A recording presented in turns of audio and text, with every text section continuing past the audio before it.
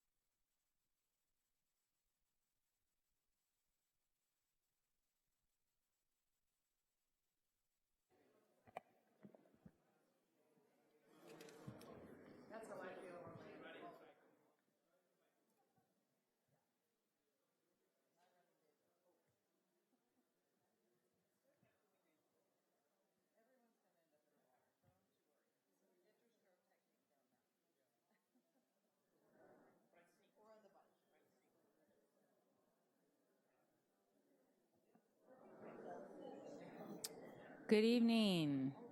I'm going to call the meeting to order. Sorry, we're running a little late tonight, and we will start with the Pledge of Allegiance.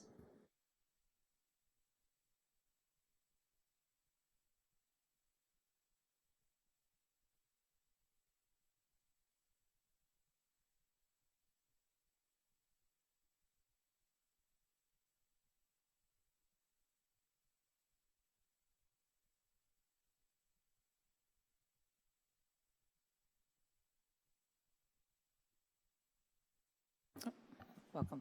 C2, we have no actions, reportable actions taken in closed session. Moving to C3, there are items considered in closed session for action in open session. I have on the readmission agenda, I need a motion on case 21819-19. I'd like to move that we accept the recommendation to reinstate the student on case 2018/19-19. I second. Moved by Director Medina, second by Director De La Cruz. Roll call vote, please. Director Medina? Director De La Cruz? Director Manieri? Aye. Director McCormick? Aye. Director Sheffield? Aye. President Close? Aye. Okay, the motion carries, and I need a motion on case 2017-18-25. Move to accept the recommendation on case 2017/18-25 to readmit the student. I second. Moved by Director Medina, second by Director De La Cruz. Roll call vote, please. Director Medina? Aye. Director De La Cruz? Aye. Director Manieri? Aye. Director McCormick? Aye. Director Sheffield? Aye. President Close? Aye.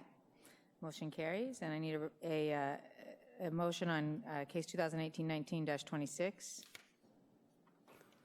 Move to accept the recommendation on case 2018/19-26 to readmit the student. We'll just go for a trifecta here. Second. Moved by Director Medina, second by Director De La Cruz. Roll call vote, please. Director Medina? Aye. Director De La Cruz? Aye. Director Manieri? Director McCormick? Aye. Director Sheffield? Aye. President Close? Aye.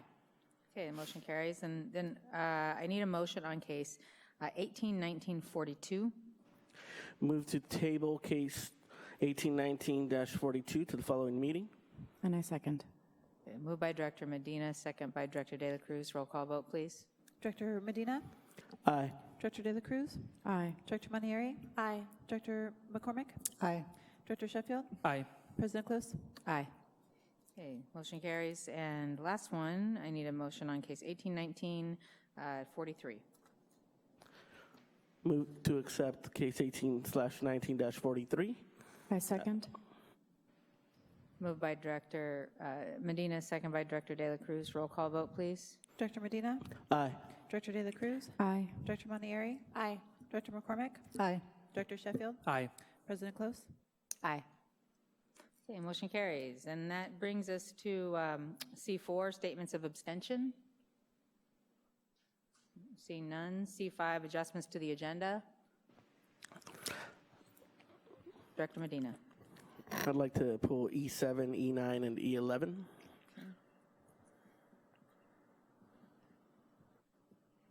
Okay, and any others? E2? Yeah. E9 was on my list to pull, and then we also need to pull E2 for public comment.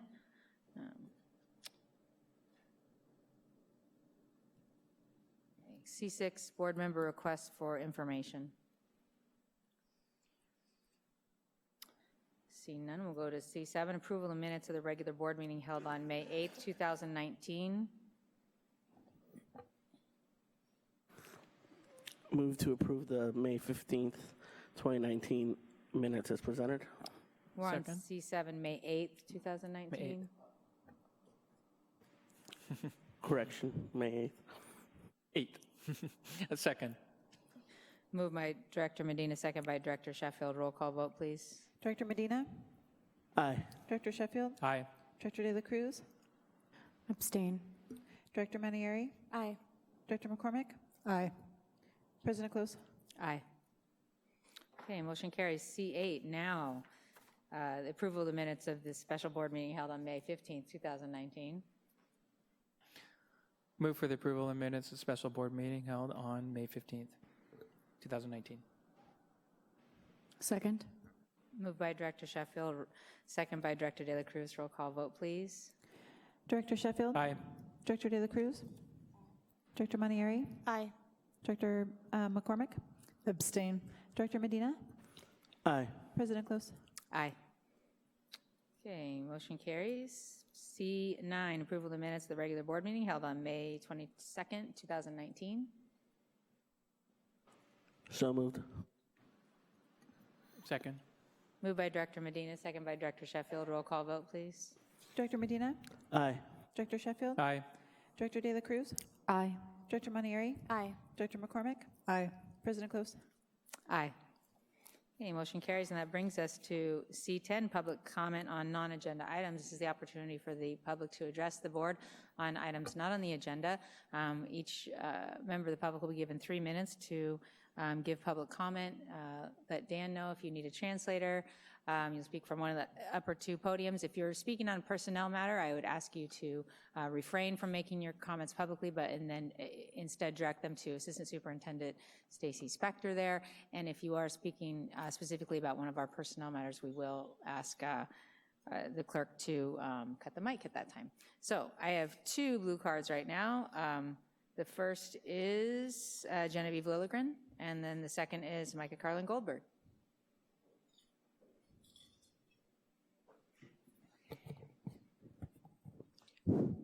Good evening. I'm sure we are all familiar with the ubiquitous Maya Angelou quote, "Do the best that you can until you know better, and then when you know better, do better." It is in this spirit that I'd like to respectfully discuss this session's resignations in general, not in specific. This issue is near and dear to me as I watch my respected colleagues and beloved friends resign in droves year after year.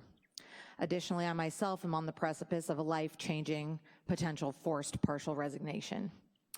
Tonight in closed session, the board considered personnel transactions, including but not limited to over 20 full or partial resignations. These losses do not include another 8 retirements, which can often be resignations in disguise. These are only the transactions for this session. I'm fairly certain resignations will continue to pour in as teachers interview for and accept new positions over the summer and into the fall. I hope at least one of you stopped to question tonight's astronomical number of resignations. However, if the question was indeed asked, I can almost guarantee the answer from HR was, "We don't know." They don't know because there is no exit interview or survey procedure in place to ascertain the reason for this mass exodus. This lack of procedure makes it appear that the district simply does not care about its teachers. While ignorance may be bliss, it does not excuse the situation. Now that clear evidence of the retain crisis has become public record, I hope the board will make an effort to put an exit interview or survey procedure in place for those who resign and retire. We will not be able to retain high-quality faculty and staff until the powers that be understand why employees are fleeing Santa Rosa City Schools in droves and make the necessary, meaningful cultural changes to staunch this bleeding. Let's work together to put a policy in place to help us collectively know better so we can in turn do better. Thank you. Thank you. Micah Carlin Goldberg.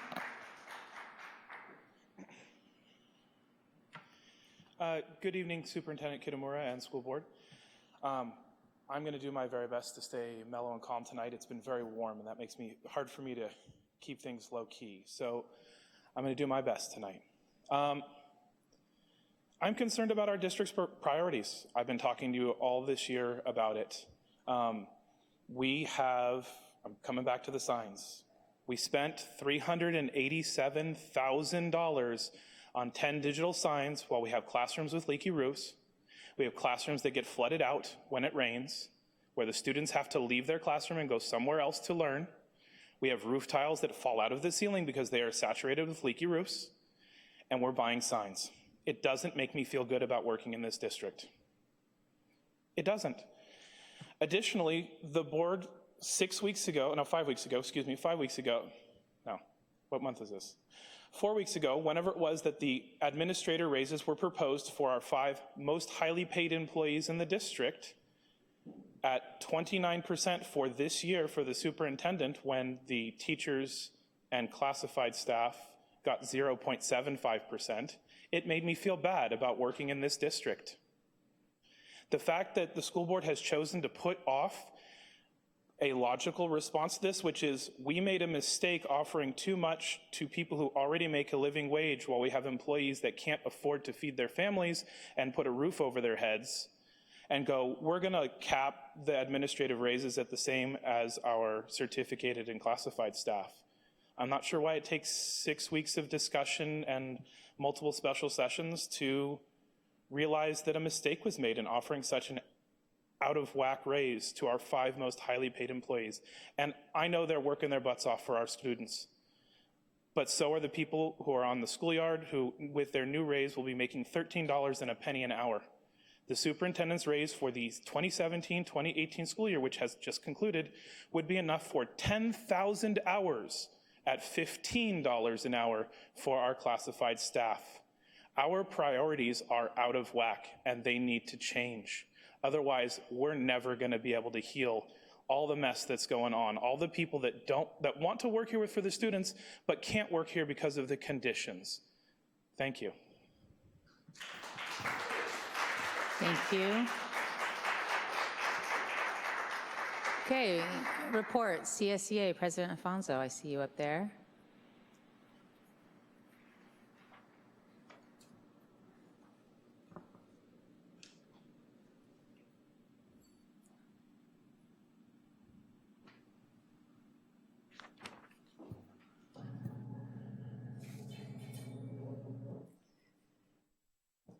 Tammy Alfonso, President, Chapter 75. Good evening, President Close, Superintendent Dr. Kitamura, and school board members.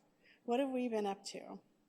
Since the approval of our tentative agreement, Cindy Brennan, Linda Zabala, Betty Garcia, Linda Jacobson, and myself have been planning our next 2 classified professional development days for the upcoming 1920 school year. With our August PD almost completed and our April close behind, we look forward to both of these days.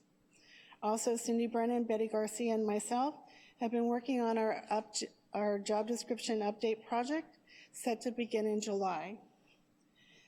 There will be 40 job descriptions looked at this next year. We will be reaching out to our members to identify positions to participate throughout this process. We see hope as we move forward with the salary compensation study starting in July of 2020. We will begin addressing the salary for many of the lowest paid employees of the district. We see in the near future being able to attract and retain many qualified employees of Santa Rosa City Schools. Next, we would like to congratulate Jolene Lyons on her promotion to counseling secretary/registrar position at Santa Rosa Middle School. We say happy retirement to our members Patricia Ramirez, Ray Marshall, Carol Delgado, Tanya Harlan, and Tim Vincent as they move on to their next journey in life. These 5 employees leave us representing 129 years and 2 months of classified service to this district. We also say goodbye to 9 employees who have resigned at this time, representing approximately 30 years of service, and wish them the best in their future employment. Thank you. Thank you. SRTA, President Lyon. Good evening, President Lyon, SRTA, and happy summer, and no report. Thank you. Wow. The summer pace, are you all seeing this? This is good. We're going to go with it. LMC report. Ditto.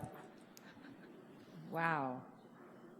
Admin, what's the over-under on tonight's meeting? Not telling. Not telling. Okay, We didn't that's right. do it. You can't tell us, we can influence it. D4, superintendent report. Sorry, I'm going to break the All right. trend. So Sorry. am not too much, but just a little bit. I can't not speak about graduation and how wonderful it was to see all of them at the 6 high schools that we support and represent.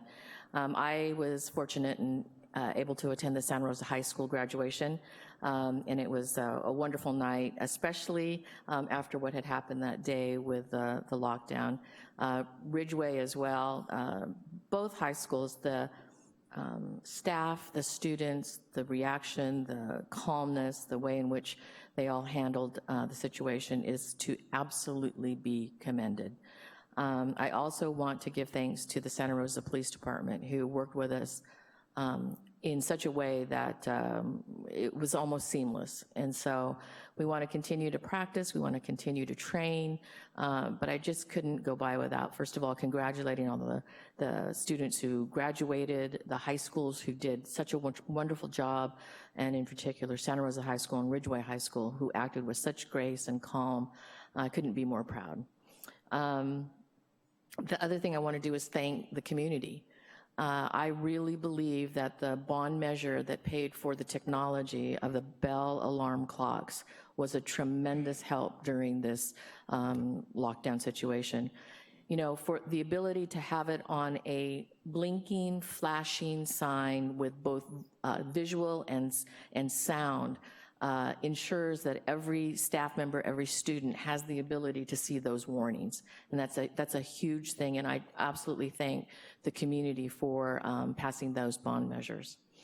I was able to attend the Forever Blue FFA fundraiser. I highly recommend this for Santa Rosa High School next year. In fact, I expect all board members to attend. Okay, promise? Okay. I was very fortunate to be the moderator for the IE-Sonoma STEAM Champions, and I tell you what, we have some wonderful things happening in the county, throughout the county that we need to have some STEAM champions to be nominated. So Dr. Guzman, let's get some of our STEAM champions in there. And I've been so blessed and fortunate to have been selected to the California Excellence for Education, the CCEE Advisory Council, for a 2-year term. It's a statewide council that I'll be able to give voice to what happens with the dashboard, in particular the California dashboard, the state accountability system. So I'm really pleased to be able to serve.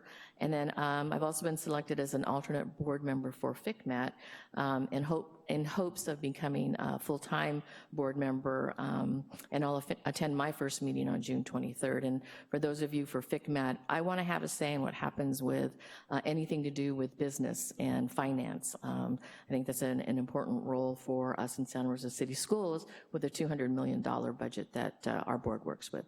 So that's my report. Thank you, Superintendent.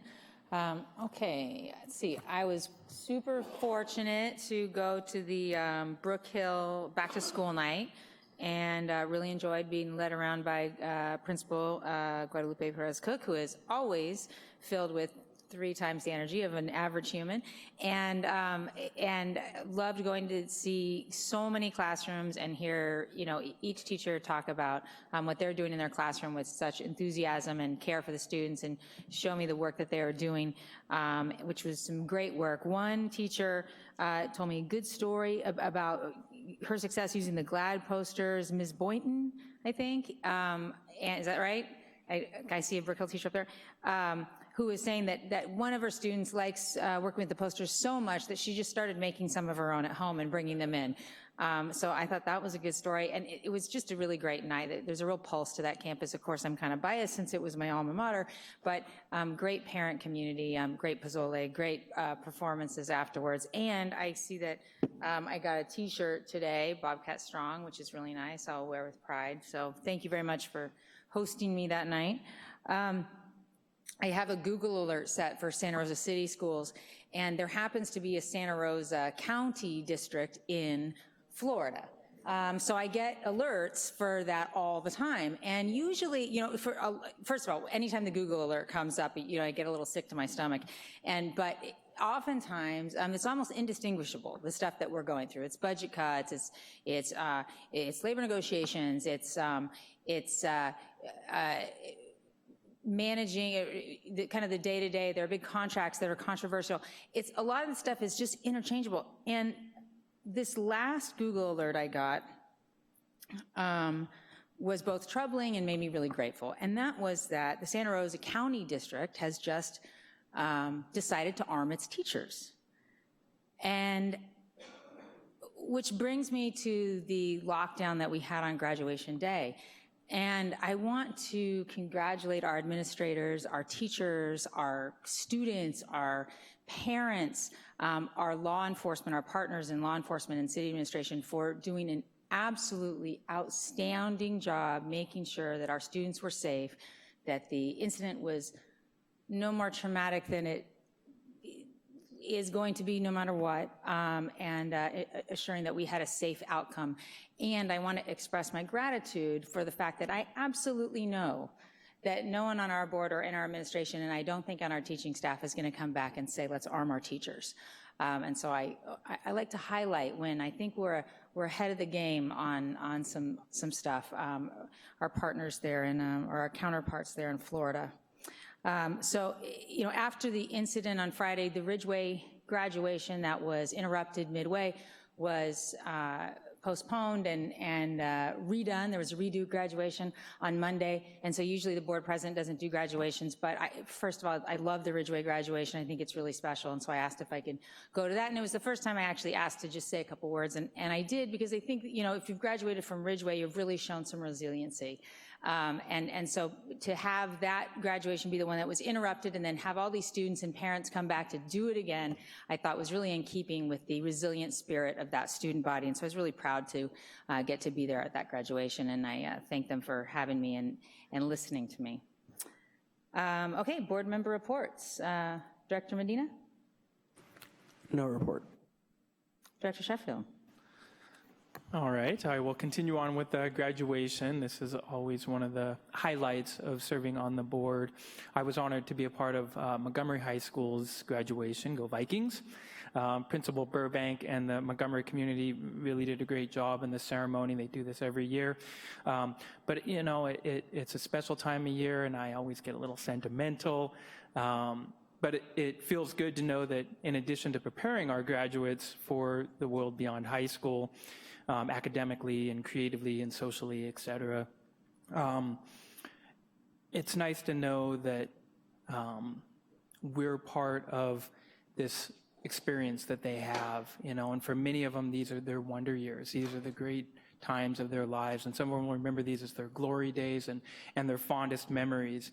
And what we're able to do, at least to some degree, is to be a part of this experience. And so whether it's in showing school pride, or that pride continues as alums of these high schools that they graduated from, or when their kids go to these schools as well, the enrichment that they receive and the life skills and the safe environments that they're able to thrive in, and all of this, that it feels really, really good. And when you're up there in front of the entire school, entire community of these schools, the family and the friends, and this is something that I really enjoy and why I serve on this board. So I just wanted to say that, and thank you again to Principal Burbank, and thank you for Montgomery for doing such a great job in the ceremony this year.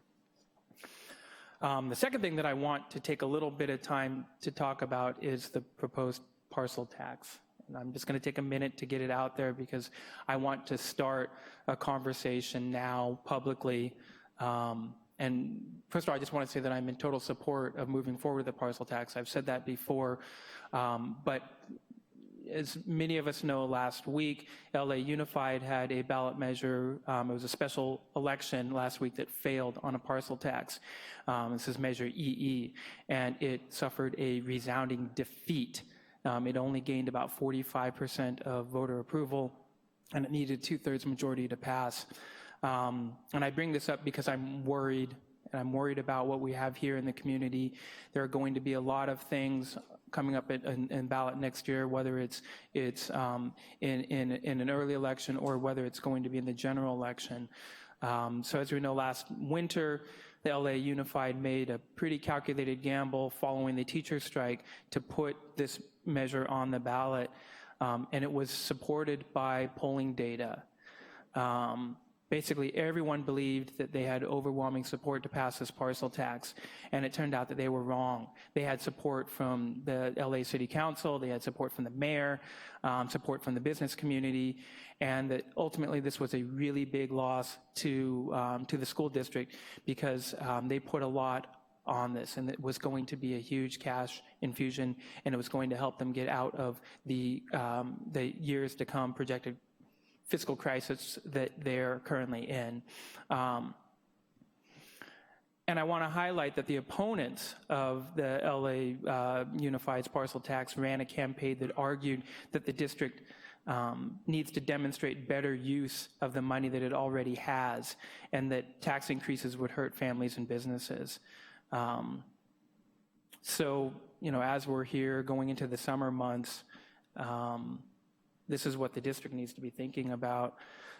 My concern is that despite the demonstrated academic progress and the school funding increases that we've received from the state, much of the public perception that we have in our community, at least from some of what I'm hearing from folks, is that Santa Rosa City schools are failing.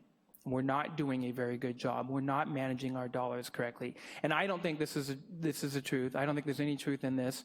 As I said, our academic progress shows that we are making tremendous gains.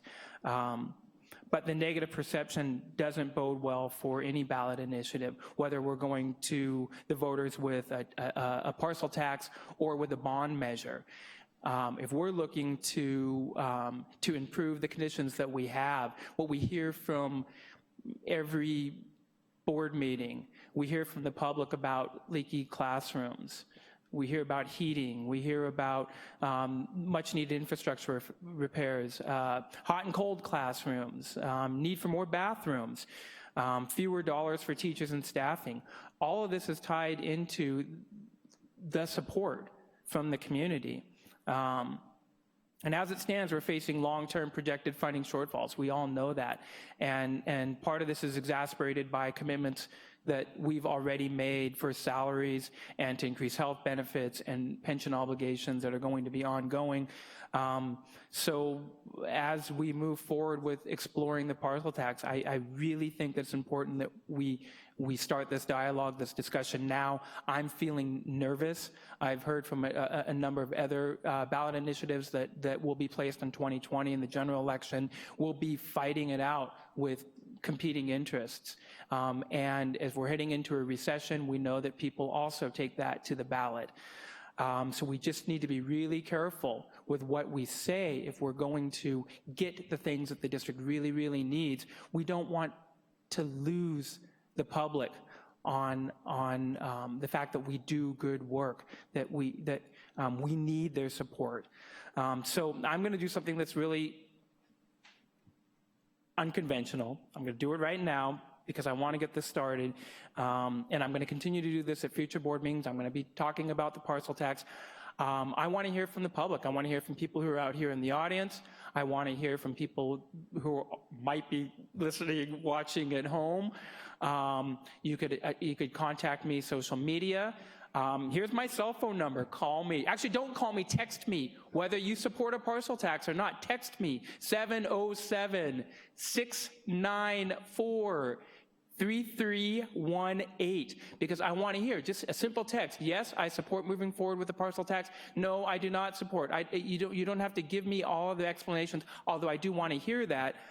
I just want to be able to gauge this, because what happened in LA took everybody by surprise, and it took the pollsters, by surprise as well. And so, having a sense and then moving forward with this dialogue so that we can go out in the community and say, hey, this is a parcel tax that was going to help us and provide all the things that we've been talking about for many years that we know that we need. And I'll stop there. One more time, my cell phone number, text me, 707-694-3318. And I'm going to turn my phone off now, but I will sort of be doing my own internal polling. So thank you. That's all the time that I'm going to take. Thank you, Director Sheffield. It was, the real concerning thing about LA was how wrong. The polling showed it winning pretty handily, and it was defeated hugely. And so it was, and they have no idea how they're going to fund this now. So it was disturbing. So thank you. Director McCormick. First, I would like to say that I had a great time attending Burbank Elementary Open House. And one thing that they highlighted right at the beginning before we got to break out and walk around a little bit, check things out, was they just launched their new school site website, and it's really well done. It's really nice. It's very current. It's very simple, and they're still going to be adding to it as they're starting to work the bugs out and use it and get that communication tool really fine-tuned. But I was really impressed with that. And then two other things that really stood out to me while I was there that night is that the second and third grade teachers that are going to be teaching next year have committed to collaborating, and all three of them are going to teach a 2-3 combo, and they're doing it as a collaborative team instead of having a second grade, a third grade, and one teacher teaching a 2-3 combo. And I was pretty impressed at their decision to do that, and I got to talk a little bit about their philosophy around it, but it's team teaching, it's collaborative, it's innovative, and I'm excited to see how that's going to go.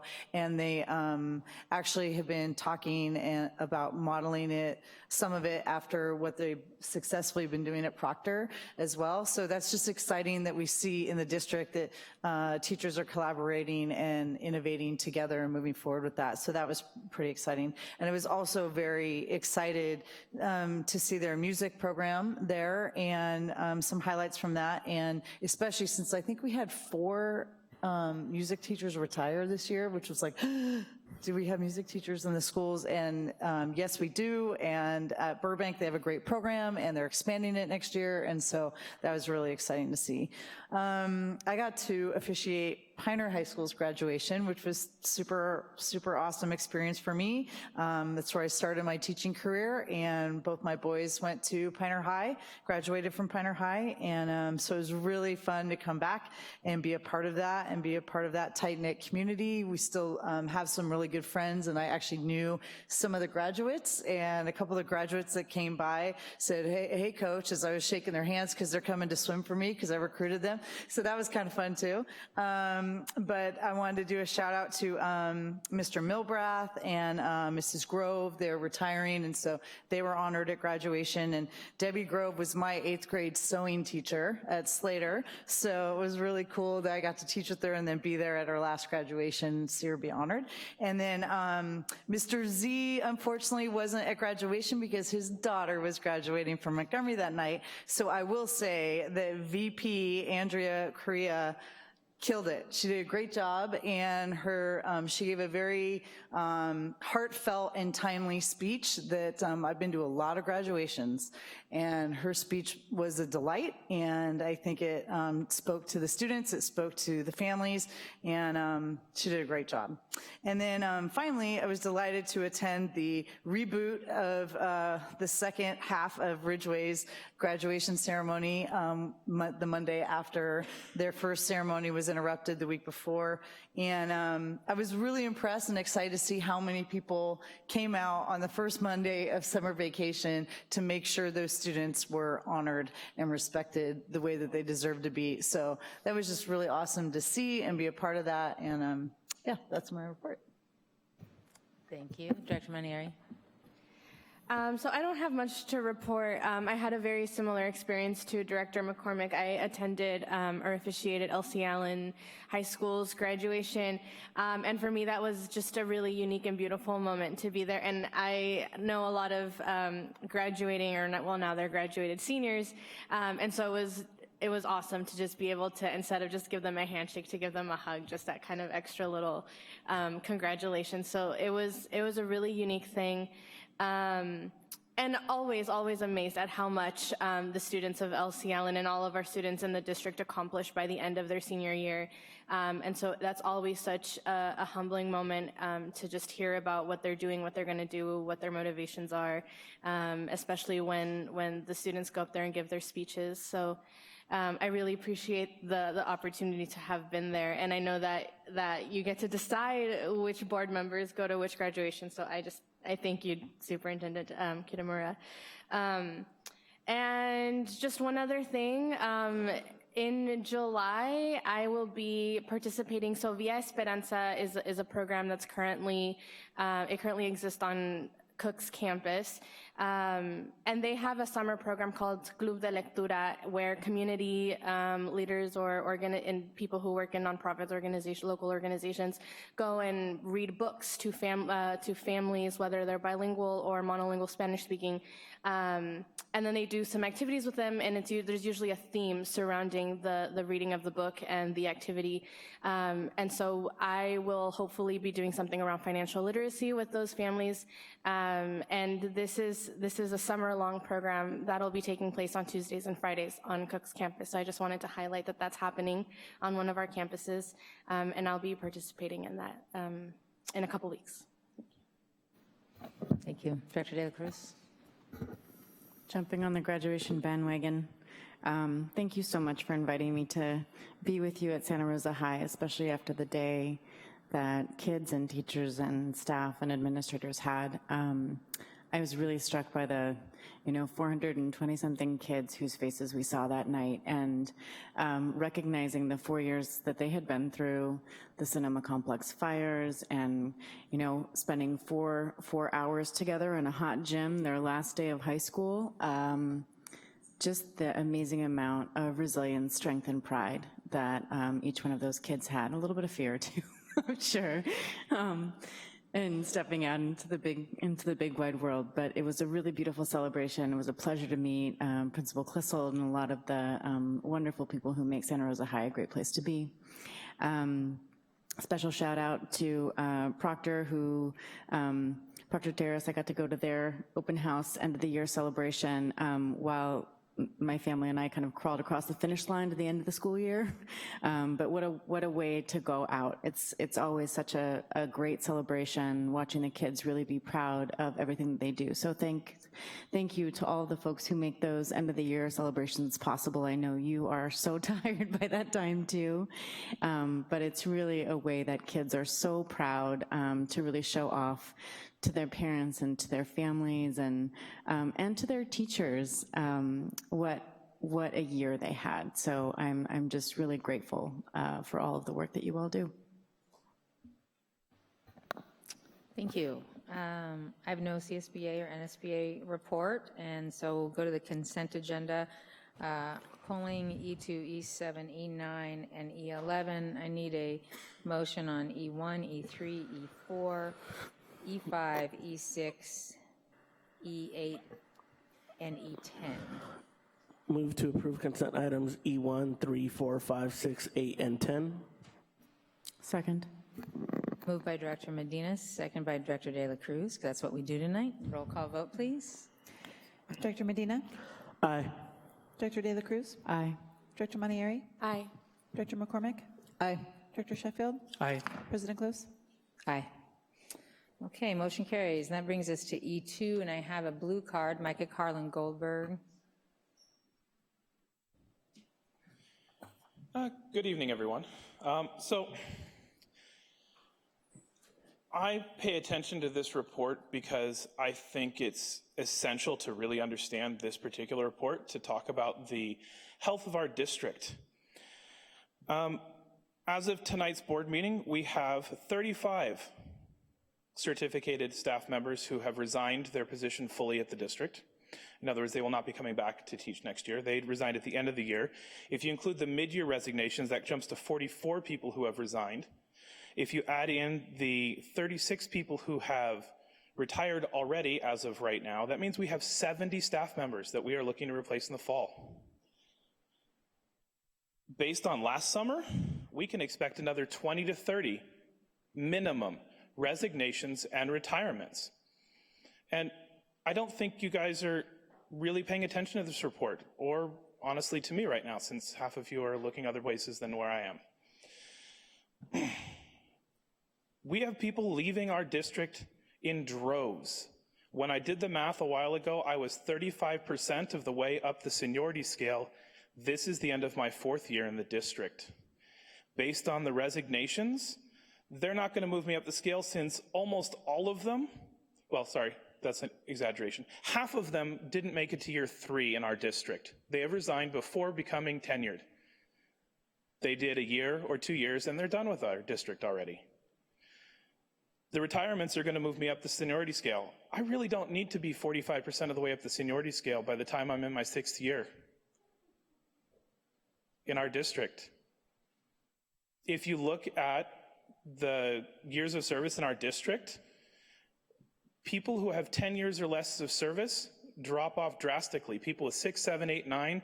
When we did the math earlier this year, we had one person who had 9 years of service or 10 years of service in our district, because 10 years of service credit is what most districts around give. And so that's when people jump off the ship and go somewhere with a little bit better working conditions. We've got 30% of our staff who is untenured because they have not completed 2 years in our district. That's working conditions. And I don't see it getting better without changes. And I'm not seeing changes. I know for a fact a colleague of mine left 2 or 3 years ago because she and her husband wanted to have a baby, and both of them worked in our district, and they couldn't afford to on our healthcare plan. So she went to a district with good healthcare. Did the district ask her why she left? I don't think so, because I don't believe we do exit interviews for any of our departing staff members to find out why they're choosing to leave our district, our wonderful students, and they're choosing to go. We don't ask them why. And if you look at CSEA, it's twice as bad. Thank you.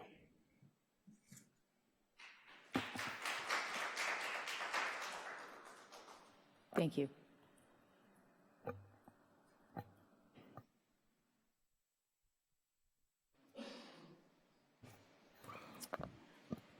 Move to approve item E2. Second. Moved by Director Medina, second by Director Sheffield. Roll call vote, please. Director Medina? Aye. Director Sheffield? Director De La Cruz? Director Montieri? Aye. Director McCormick? Aye. President Close? Aye. Okay, motion carries. That brings us to E7. E7 was pulled by Director Medina. Yeah, I just had a couple questions. Let's see. One of the things I think I saw in the contract was that the work's to be completed within 120 days. I just kind of want to find out 120 days from what date?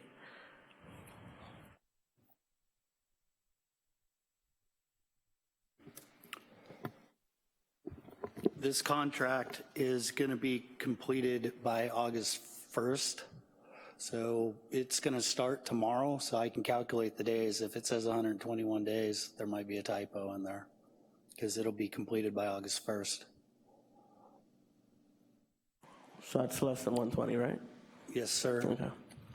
And I was curious, what is the unit allowance? It says a $300,000 unit price allowance. I'm just curious what that is.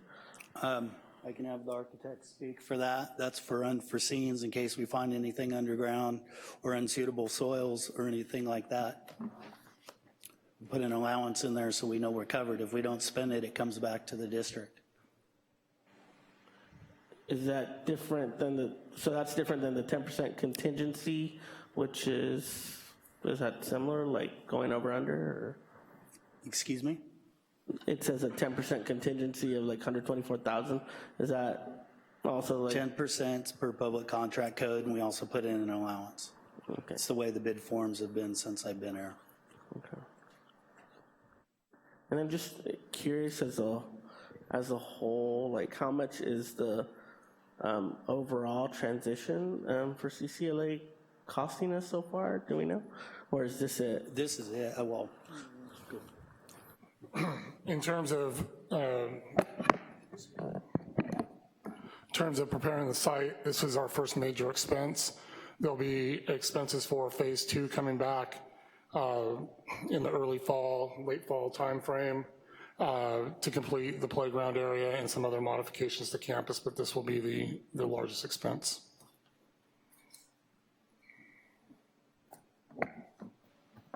Any other comments, questions? Entertain a motion for E7. Move to approve item E7. I'll second.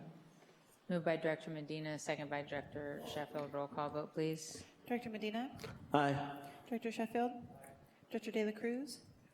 Director Manieri? Aye. Director McCormick? Aye. President Close? Aye. Okay, motion carries, and that brings us to E9, which was pulled by staff and also Director Medina. Staff had a correction to make, I believe. Yes, we'd like to ask for approval of E9 with an amendment to the contract. The sum for the contract was incorrectly placed for the second bidder. We'd like to revise to read $445,500 for Ridgeview Builders as an amendment. Yeah, that was reasonable. That didn't make sense, the numbers, so that's why I asked for it to be pulled.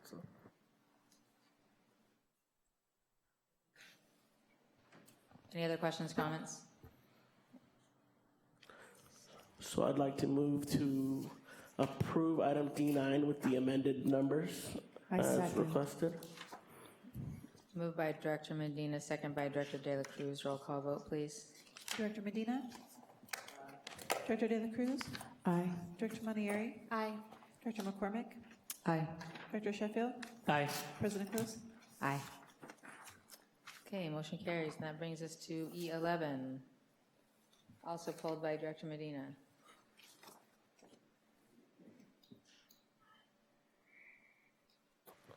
So just curious, the 611,000, is that like, I was just trying to be clear, what was, when we approved an item for this, under this contract last time, is this, are there new funds being approved, or is this an adjustment to the funds, or, I'm just not clear on that.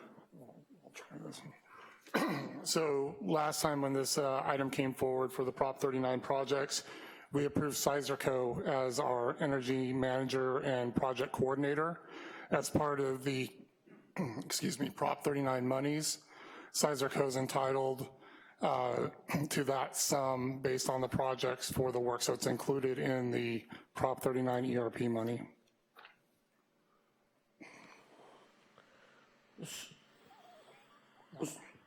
Okay, so And I think also, what I saw was there was like, I think one's like the 260, 991, and then there's the 350, about 350,000, which was two different combined amounts.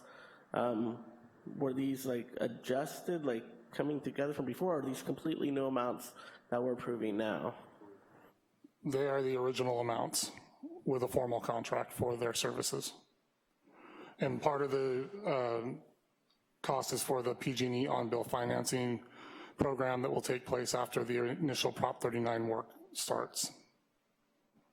And maybe I misunderstood this before, but I thought like prior to like, I wanted to say like June, but maybe it was June 30th, there was gonna be bids out for work done, or because it looks like, I think from what I read, that there's still gonna be further bids for like work within this scope of work to be done. Is that still something that's coming? So Sizerco was approved as the contractor to perform this work. They've already gone out to get their bids, and if they're approved tonight with this cost, they're gonna hit the ground running. We have to report to the state by the 30th just to say we're under contract with somebody, and that's what we're doing tonight. And their cost is gonna be, they're gonna be paid $260,000, which equates to 2.9% of the construction cost, which is very low in the big picture. So I don't understand what it is you. So I'm just clarifying, in what they're doing, is they're putting out requests for proposals for bids on other work? That's part of what this is paying for? That is correct. They are going to be our agent for the Prop 39 program. So bidding and awarding is handled by Sizerco as the energy manager for Prop 39. And we will show that we are under contract with them and that funds are going to be encumbered by June 30th. Work does not have to be complete by June 30th. Okay, that's what I was trying to understand. Yeah. Thank you. Thank you. Any other questions, comments? Is there a motion? Move for the approval of item E11. Second. Moved by Director Sheffield, second by Director McCormick. Roll call vote, please. Director Sheffield? Aye. Director McCormick? Aye. Director De La Cruz? Aye. Director Manieri? Aye. Director Medina? Aye. President Close? Aye. Okay, motion carries, and that brings us to our F items. F1, action item approval of service contracts between Santa Rosa City Schools and Boys and Girls Club of Sonoma Marin to provide after-school education and safety program 2019-2020. President Close, board members, Dr. Kitamura. Tonight we're bringing you back the conclusion, as we all know, has been a long year of a lot of focus and improvement in our ACES program. As part of our next phase, we're moving to the award that we recommended the last time of a new bid to Boys and Girls Club of Sonoma Marin. With us tonight, we have been developing the contract and the metrics around that. We've had a number of meetings with Boys and Girls Club of Sonoma Marin, and they have specifically listened to comments throughout the year, watched your YouTube follow-ups, and had some kind of back and forth with myself as we developed, made sure we're on track as we move forward to our new contract. So today, I'm gonna have a representative from the organization kind of explain their program, how they're moving forward, and then we will look forward to taking any questions or comments from the board. And with that, I'll introduce Michelle Dotson. Good evening. Thank you so much for having us. My name is Michelle Edwards. I'm Executive Vice President at Boys and Girls Clubs of Sonoma Marin, and I am joined tonight with our Chief Executive Officer, Jennifer Weiss, and our Vice President of Club Operations, Dana McCune. They're just behind me up here. We are delighted to be back with you and engaging in a conversation about serving your students. It was our privilege to be your partner in the after-school space for 6 of the last 7 years, and we couldn't be more excited about engaging in this conversation about how to provide high quality after school and enrichment programs for your students.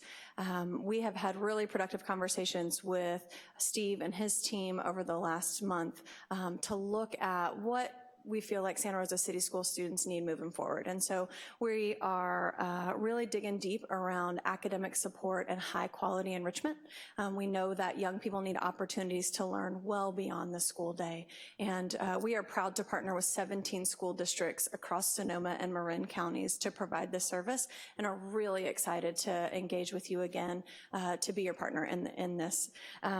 With that, we will be offering a full supper. I know that you have talked about the quality of food that your young people are receiving and making sure that we address food insecurity. And so in each of our after-school programs, we will offer a full meal that is high quality food, fruits, vegetables, and some good lean protein, which we know they all need, whether they like it or not. And so we have secured a contract with a provider called Revolution Foods, and we work with them in a number of other districts as well. We are proud to work diligently every single day to make sure that each student in our care is safe and secure while we are with them on your campus. And we have part of our board of directors includes a safety committee that is chaired by Sheriff Mark Essick, and he helps us make sure that we are keeping every student in our care safe across Sonoma and Marin counties, and that will obviously extend to the students on your campuses. And we look forward to collaborating with your school site teams and each of you to ensure that we are integrated into those school site safety plans, and that young people are prepared to be safe when they're transitioning from the school day to the after school. I know that transition piece is really important. And so we are excited to dive deep with the school site principals on that as well. One of the things that I know a number of you mentioned in the last meeting is really increasing that communication from the after school time to parents, with the school site principals and teachers, and to the team at the district, and to each of you. And so we've spent a lot of time talking with Steve and his team about how we do that well, and how do we make sure that we're communicating with families in bilingually and in a written form and in a timely way, and then also how we communicate with each of you, with our district partners, and with the folks at each school site to know what's happening day to day. And so we feel strongly that we've got good agreements in place that will help us make sure that communication is flowing in both directions, including parent surveys and communication with teachers about the academic progress of kids. And then lastly, over the years of our partnership, at various times we had different directors visit our program, and we would love to have each of you come and visit as we get off the ground. One of the things that we've talked a lot about is making sure that we're seeing the programs in action, and we are open every day after school, and we look forward to doing that with you with your approval tonight, and we invite you to join us. So every single day that school's open, we'll be open until 6 p.m. So we would absolutely love to have you checking out the work that we're doing, and we are very excited to bring our passion for your student success back to this partnership, and look forward to building a productive and collaborative partnership moving forward after school. Thank you. We don't have any blue cards, so bring it back to the board. Are there any specific questions for staff or for Ms. Edwards? Director Sheffield? Thank you for your presentation, Michelle. I just have a couple of questions. Absolutely. Revolution Foods, who are they? Where are they? Yeah, that's a great question. What's their story? Yeah, absolutely. They are a school food provider based out of Oakland, and we partner with them in a number of other of our school districts here in Sonoma and Marin counties, and they actually do full food service in a couple districts here in Sonoma counties and in Marin County. And so we chose to work with them a number of years ago because of their high quality food and how fresh it is, and they are really responsive in terms of logistics. As you can imagine, it's a little complicated to get a full meal to kids every single day. You all know that. You have a full food service program, so it's complicated, but there are high standards for nutrition, and they're really adept at those, and so we've selected to partner with them to provide our food. And they actually, when we previously partnered with you, were our food provider as well. And so it takes a little work. It's fresh produce, and sometimes we have to work with the kids to learn to like things, but we find it to be very high quality. So you talked about nutrition, academic support, high quality enrichment. Another issue that we heard a lot from parents was safety. And maybe if you can please go into a little bit of the safety issues that you guys address. Oh my gosh, how much time do you have?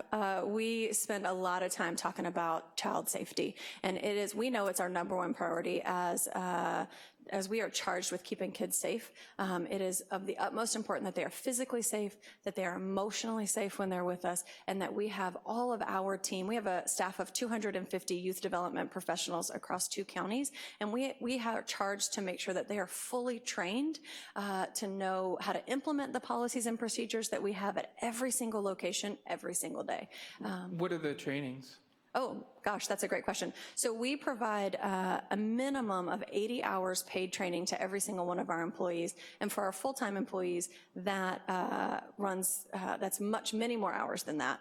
And those trainings include things like appropriate sign-in and sign-out for young people, how to supervise young people in transitions, how to prevent child sex abuse, physical safety in terms of disaster preparedness, emergency preparedness. We talk about our policy and procedures around supervision of young people, how you make sure they're safe in the individual spaces and in big spaces like the blacktops. And when you have 100 kids in one large field, how do you make sure you're supervising them in terms of their physical activity as well? So we have, I could talk to you for a long time and would love to share that with you, but we worked really hard to make sure that we're partnering with all the folks who are experts, so with the school insurance group, with SCO, to help us make sure that we're fully integrated to all the pieces around child safety on a school campus. Great, thank you. Mm-hmm. Dr. De La Cruz. Thank you so much for your work. Thank you. So I'm curious, I know there's only a certain number of schools within the district that are part of this program, and I'm wondering, I know there's others that have their own after-school programs. Do they opt out? Is this an opt-in? How do those decisions get made? That's probably a question for you, Steve. The decisions are based on the state grant. The ACES grant is an after-school grant that basically follows the Title I funding formulas. So if you're a Title I funded school, then you have availability for this.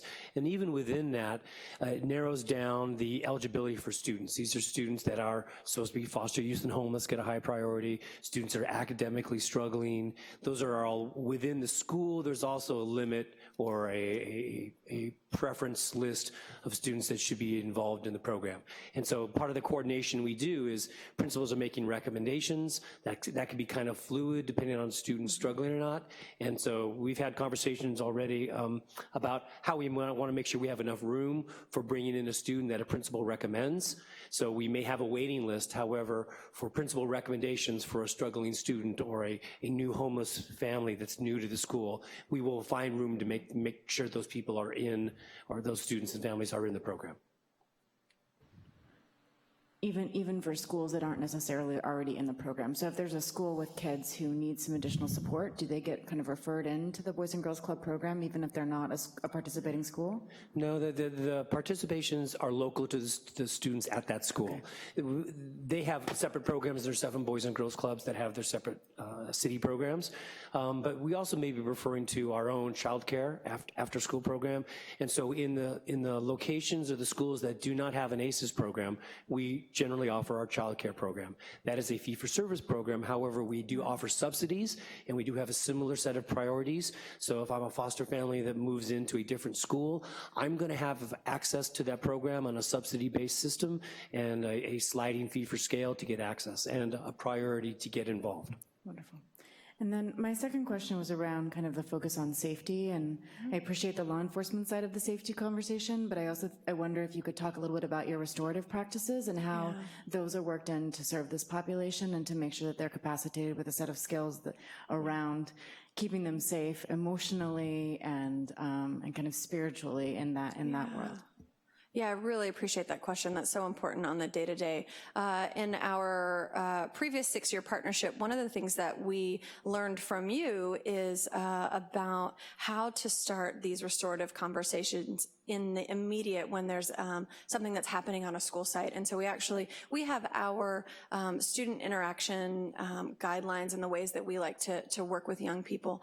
And we have partnered with Restorative Resources here in Sonoma County, and they've provided training to our team multiple times each year so that we are fully versed in the restorative practices. We have a lot to learn as we train each of our teams, and we've developed a number of our daily practices for our folks who work directly with kids every single day so that they're trained in how to work with those young people. And then one of the things that we've been talking about with Steve is having our full Santa Rosa City Schools teams plug into your professional development around these things so that there's absolute integration from the very first day of school. So we have been working pre to this meeting, and we'll really hit the ground running, fingers crossed if everything moves along with our contract, to hire up to open these programs the first day of school. And our goal is to have those folks on board by July 29th so that they can plug into your full professional development around restorative practices and some of the other initiatives that are happening on your campus, so that we're speaking one language, so that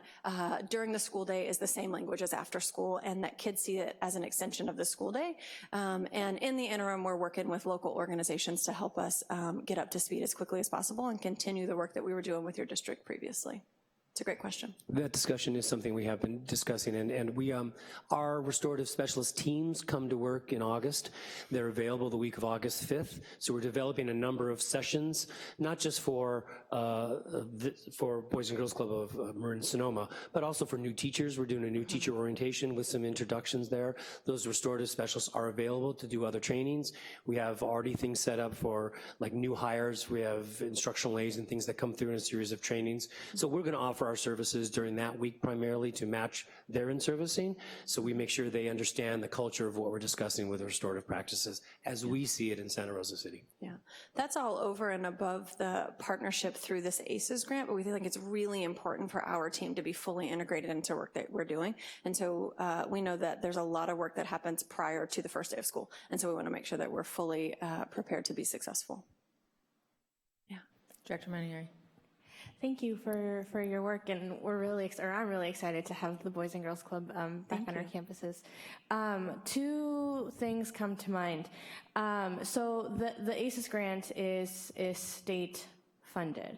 So do you report to the state? Do you have like metrics that you're following, and then you have to report out? And Yeah, that's my first question. We do. The grant and the proposal all follow state criteria, the requirements of the program, the enrichment program, the food, all those things are components of it.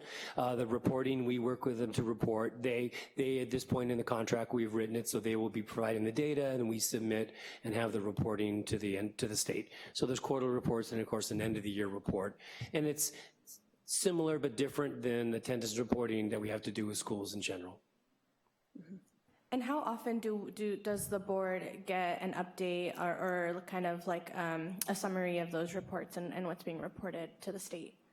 I don't think we've created a timeline where we do that. So we have to submit reports, and we can make them as a G information item and put those in the packet as we submit those reports, so you could see that. And the reporting is primarily around attendance, enrollment, those kind of pieces.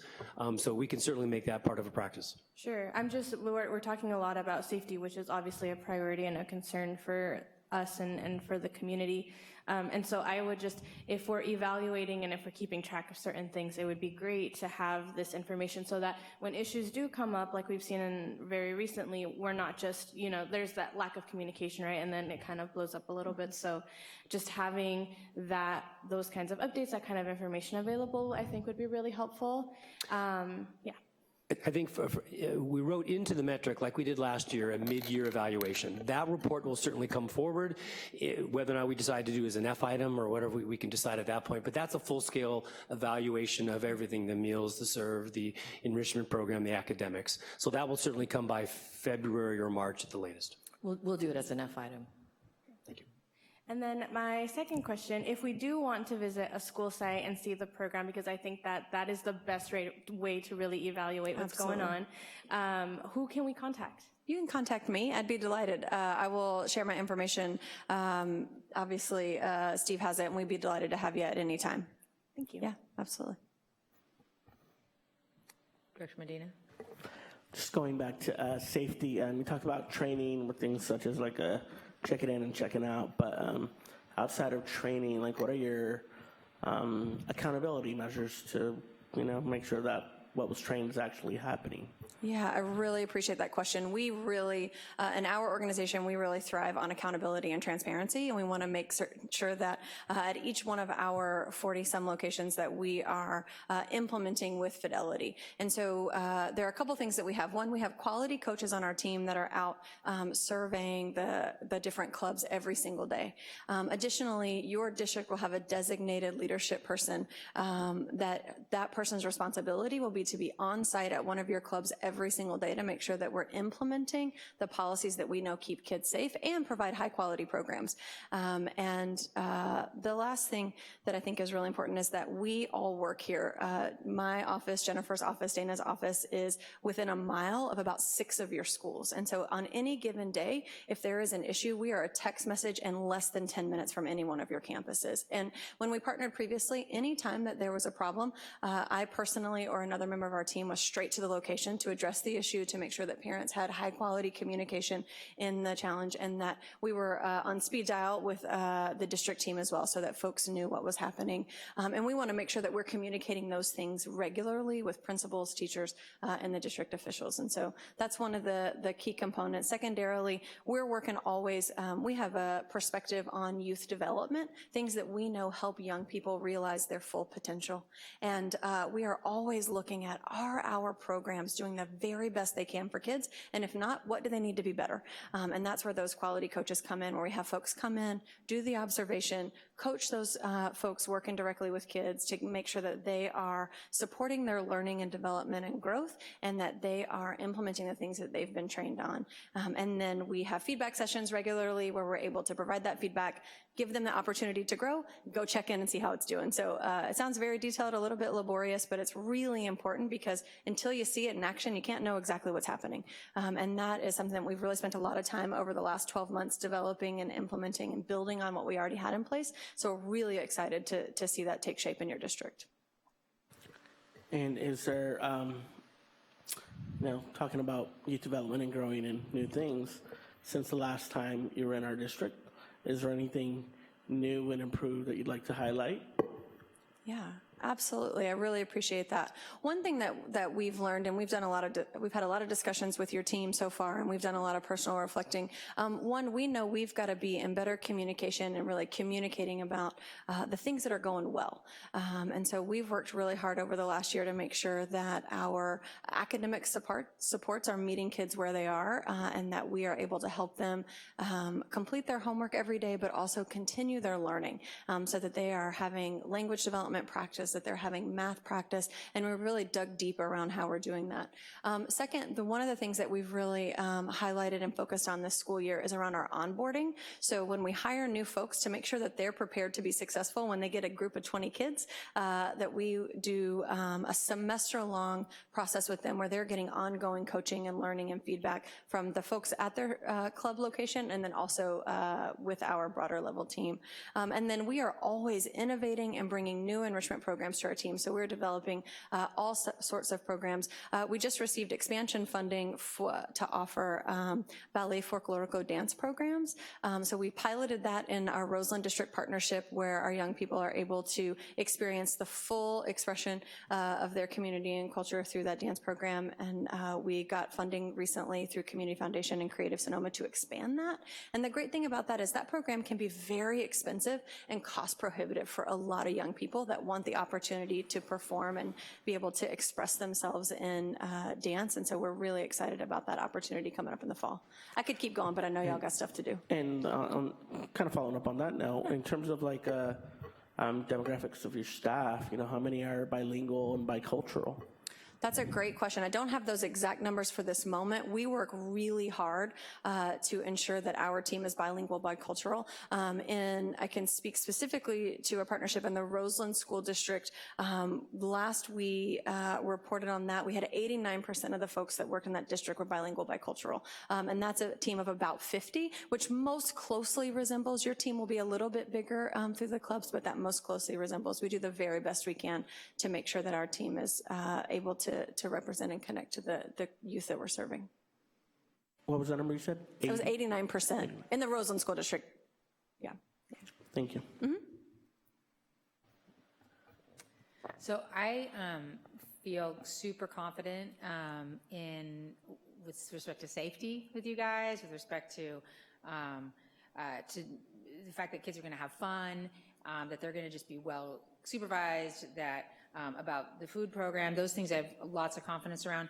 Thank you. And but the reason the RFP went out a year ago was around academic enrichment, academic support for students who, we get this grant because the students really need it. Yeah. And you spoke to that and kind of in general, and I'm just wondering if you could tell me like a little bit specifically how you're planning to sort of increase, the quality of those academic support and enrichment services through PD or supervision or accountability, what the specific plans are a little bit. Yeah, absolutely. So kind of our hallmark academic program is an evidence-based program called Project Learn. And essentially what Project Learn says is that it's really important that kids attend school and are feeling connected to their school teacher and their school community, but also they need a lot of opportunity to practice. And so one of the things that we've really ensured is that our programs are being implemented, that they have opportunity for students to read, write, and speak every single day outside of the classroom.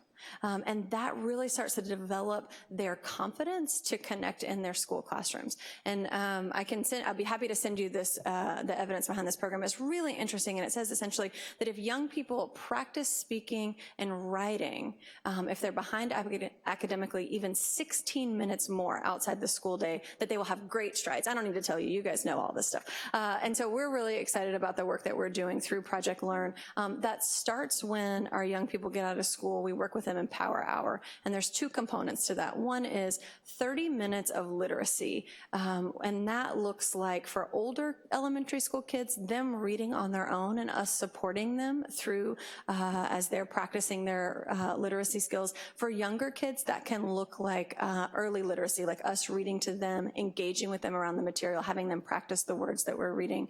And then they move into, we support them with their homework completion, and that might look like not a lot of homework completion. It might look like small group instruction, where we pull 6 kids who are really struggling with one particular problem and work through it and help diagnose, hey, what's so hard about this one thing? And then we can go back and work with their school day teacher on, hey, you got these 6 second graders, and here's where they're having a hard time.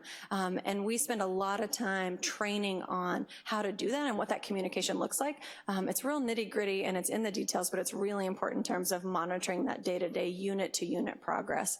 Aside from that, our enrichment programs, we call it disguised learning, which means the kids think they're having a super fun time and playing a lot of games, and we know we're also reinforcing things like their basic math facts, like they're getting the opportunity to read things out loud when it might be the rules of the game, but it's actually, we know they're practicing their basic words that they need in the early learning skills. Those are some quick examples. I'd be happy to share with you more and would love to talk with you more about that.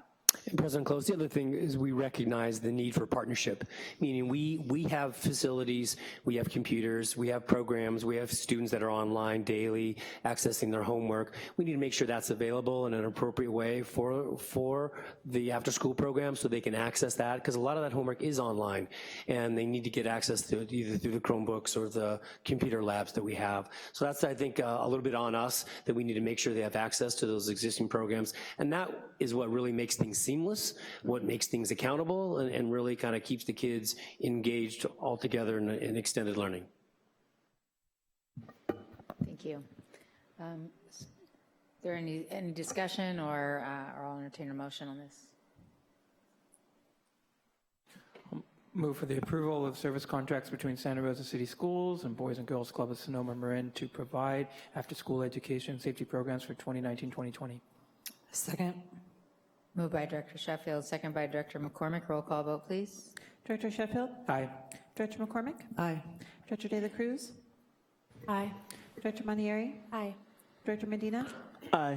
President Close? Aye. Motion carries. Welcome back. Thank you. We're excited. Okay, F2. Good evening, President Close, Superintendent Kittimura, directors. This is a request for an action item for a declaration of need for fully qualified educators. It comes before the board every year. And even though it's one declaration item, it actually is 2 distinct declarations, one representing the elementary district and one representing our secondary district. And what this provides is just the legal mechanism for us to offer emergency permits, limited term permits in the areas of high need when we aren't able to hire a fully qualified teacher. It's important to note, sort of building on Assistant Superintendent Mazzara's comment a moment ago about partnerships. We have very strong partnerships with the North Coast School of Education, with Sonoma, different universities in the area, so that we're growing that pipeline of teachers in the high needs areas, special education for students with special needs, Spanish, English language learners, et cetera. But this allows for us to get people in when we need them and then have that partnership with that educational institution so that they are getting that full credential. Thank you. Questions, comments, motion? Director Medina? Yeah, so a couple questions. First, on the high school district application, I'm just curious as to, on the estimated number needed under teacher librarian services, it lists 5, but the box isn't checked. I'm just curious about that. It was just a missed box check, so we can go ahead and correct that, but the approximate number might be 5. Library services isn't usually an area of high need, but we want to make sure that all are covered. So then should that total number be 60 for the high school instead of 55? Correct. Okay. And I'm curious as to where this stems in relation to like maybe where we were a year ago. Is this like higher, lower? It's actually about the same. We know, and it has been mentioned before here and at other meetings, that the need for highly qualified teachers is important, and it's not just Santa Rosa City Schools that has an issue with getting quality teachers in these areas.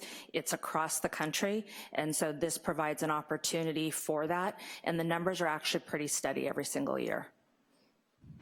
And you know, I think Micah mentioned it earlier in terms of like, it sounds like maybe a lot of our staff will leave within a certain short period of time. In terms of like actually addressing this issue, are there things that we're trying to do or that we're doing? I would say yes, and I'll address that quickly in several ways. I'm entering into the end of my first year, and one of the things we've started to do this year is collect some of the baseline data informally when people do join us. What is the reason for that? How did they find out about us? What are the things that brought them to us, and what helped make them stay? And actually, one of the things that really comes up is the professional learning that is provided as support, the ownership and the voice that teachers have in collaboration at their sites, and that there is a really strong lens of equity and social justice to change predictable outcomes for kids. Because while we fully recognize that working conditions and compensation are important, it's how people are treated as professionals that make them come to us and also stay, and so we are addressing that.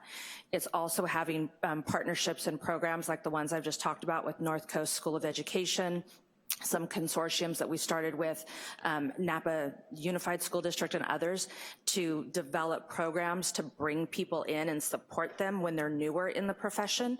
And we also know that that's also a leadership piece at the site, that newer teachers need different supports than our veteran educators. And so we're also looking with teaching and learning and the sites to determine, even though we know everyone is a teacher or everyone is a counselor, what are the different needs that people have at different stages in their career, and how are we providing that professional support so that they do stay with us? So we are tracking and monitoring that information anecdotally right now, and we'll also have quantitative data to bring back so that that helps tell our story about how we recruit, support, and retain our teachers. And along those lines, one of the things that I think has come up a couple times today is the idea of exit interviews to gather some of that data. Is that something we're looking into or considering at all? Yes, we don't currently have a formal online exit interview, but when people do resign, right now the process is they usually inform their immediate supervisor, which is most likely their principal or the other program administrator, and we will ask them, if they don't state in that letter what the reason is. Legally, it's not something that we can require. It's usually a self-selected input, and so we can ask if they have anything to share. If they don't, then we have to keep with that. If they do, we can offer some, when we are going to put this online, what some of those areas are that they consider. In general, what we hear is that it's not specific to Santa Rosa City Schools. It's the cost of living in the community, and that's something that not only Santa Rosa City Schools, but other districts in this area are working to address. Two more questions. In terms of the people that get these waivers, do they extend for multiple years, or do people get like their credentials or whatever, like within a year or whatever, to then no longer need it as if they remain with the district? It depends. Usually provisional permits are a year to 3 years, depending on where they are in their program and what the content area is. And it also depends on whether it's an authorization or not. We have teachers who are veteran teachers with us, and it's required by law to have a CLAD or an EL authorization that don't, and so we still need to provide a provisional permit for them so that they can continue to teach and be qualified. And my final question is, in relation to when we make a motion, would it be to approve like an amended application with the updated checkbox and figures? I'm not sure. Yeah. Do you want us to go ahead? I was just sharing, I think you stepped out. We didn't mark a box, and so the addition is incorrect. And I take that, that's my mistake. Say it again, we did what? So you were referencing the change, the amendment. So it would be to approve this with the amendment that the teacher librarian services box be checked and the numbers re-added to total appropriately.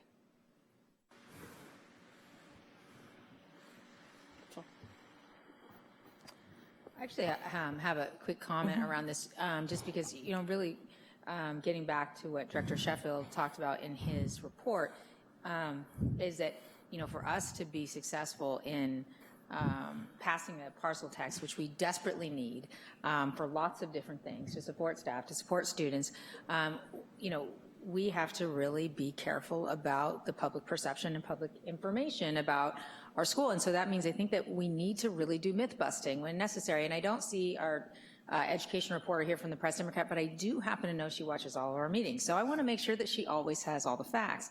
And, one of the things that I check with pretty regularly with Steve Harrington on is our attrition rate and our number of vacancies compared to our size. And, it's low. It's average.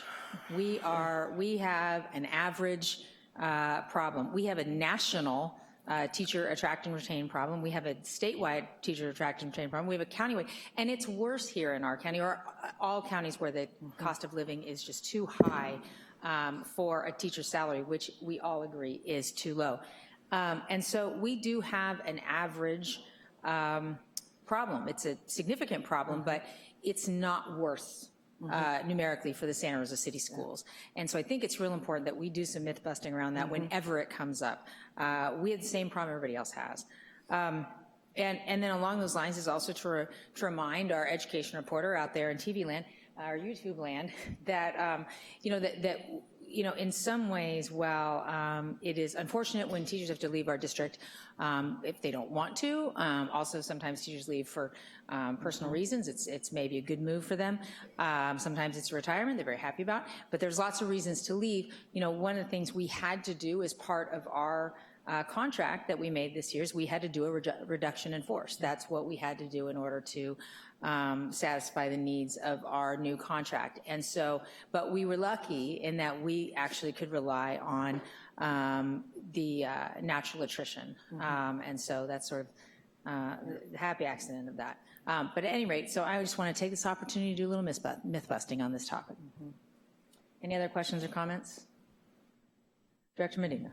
On the elementary application, just the 45 on the bottom versus the 35 on the estimated number of needed, are some of those double counted? Or? Yes.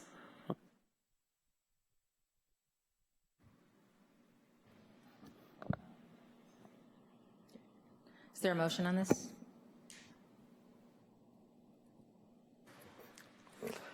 I will move to approve the applications for the declaration of need for fully qualified educators for the City of Santa Rosa Elementary District and the High School District as amended for the 2019-2020 school years.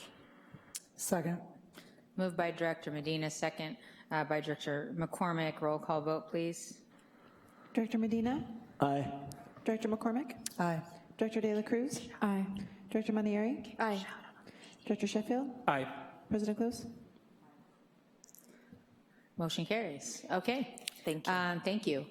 So it brings us to F3. It's public hearing on the local control accountability plan secondary district.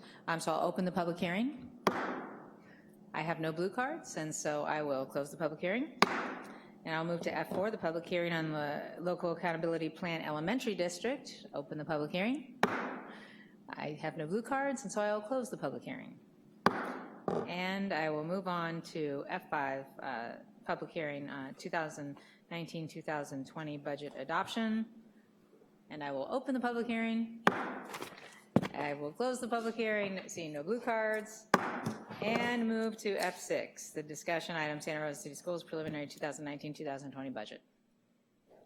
I'm very uncomfortable with the gavel. 2.5 years in, it's very awkward.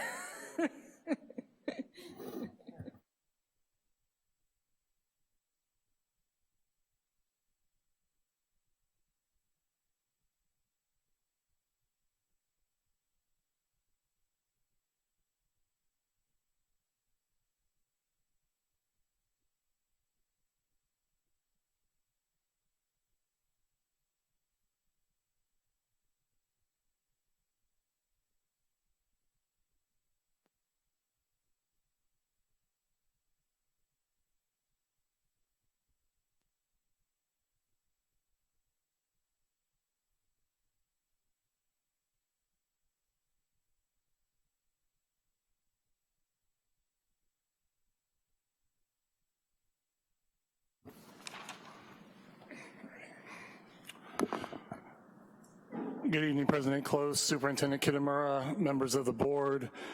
Tonight we're here to present the 2019-20 proposed budget.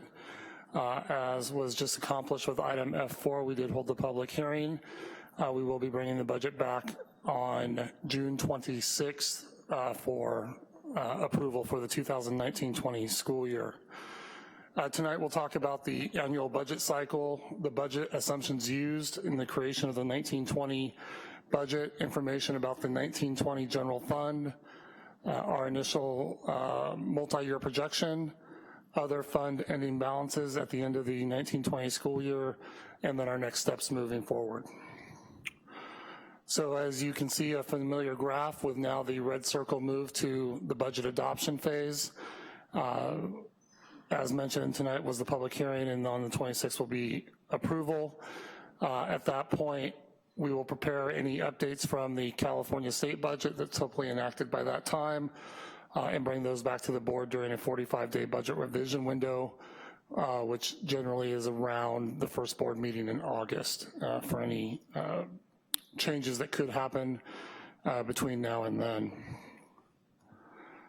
So starting with the budget assumptions for 1920, we have an enrollment projection of 14,270. Our funded ADA, and before I move on, I should note that we're talking about Fund 01, which does not include charter schools. So if you're used to seeing a number close to 16,000 and wondering why it's significantly less, none of our charter schools are included in Fund 01. Charter schools are accounted for in Fund 09 in the budget. Our funded ADA, 13,651, which will be this year's average daily attendance with a projection for declining enrollment next year, and thus declining ADA. So we have 1 year protection on that decline. The LLCFF COLA through the May revise was set at 3.26. And at this point, we're using that number unless we hear different with any trailer bills that may be added to the, ultimately the budget that the governor signs. The CalPERS employer contribution rate is set for 20.73%. And with Governor Newsom's buy down of STIR's employer retirement contribution, it will be at 16.7. State categorical programs, CNS and special education, will also receive the 3.26 COLA. And one of the most important things that's new in recent years is there will be no discretionary funds for use. For those of you that were here last year, we got about $184 per student. This year, there are no discretionary funds allocated in either the original budget proposal or the May revision. Lottery funds are estimated to be at $204 per ADA, with $51 of that total must be spent on instructional materials.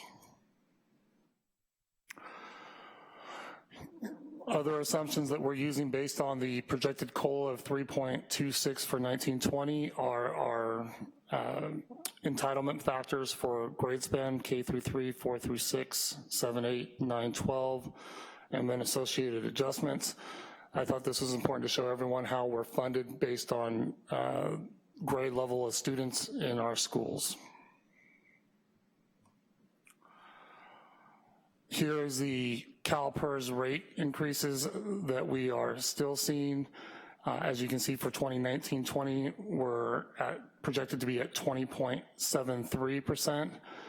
The table on the bottom on the presentation here that's not included in your board packet shows the cost of the rate increases for 2017-18 through projection of 2020-21, where you can see we're approximately 2.8 million in CalPERS contributions in 17-18, rising to 6.7 million in 2021-22.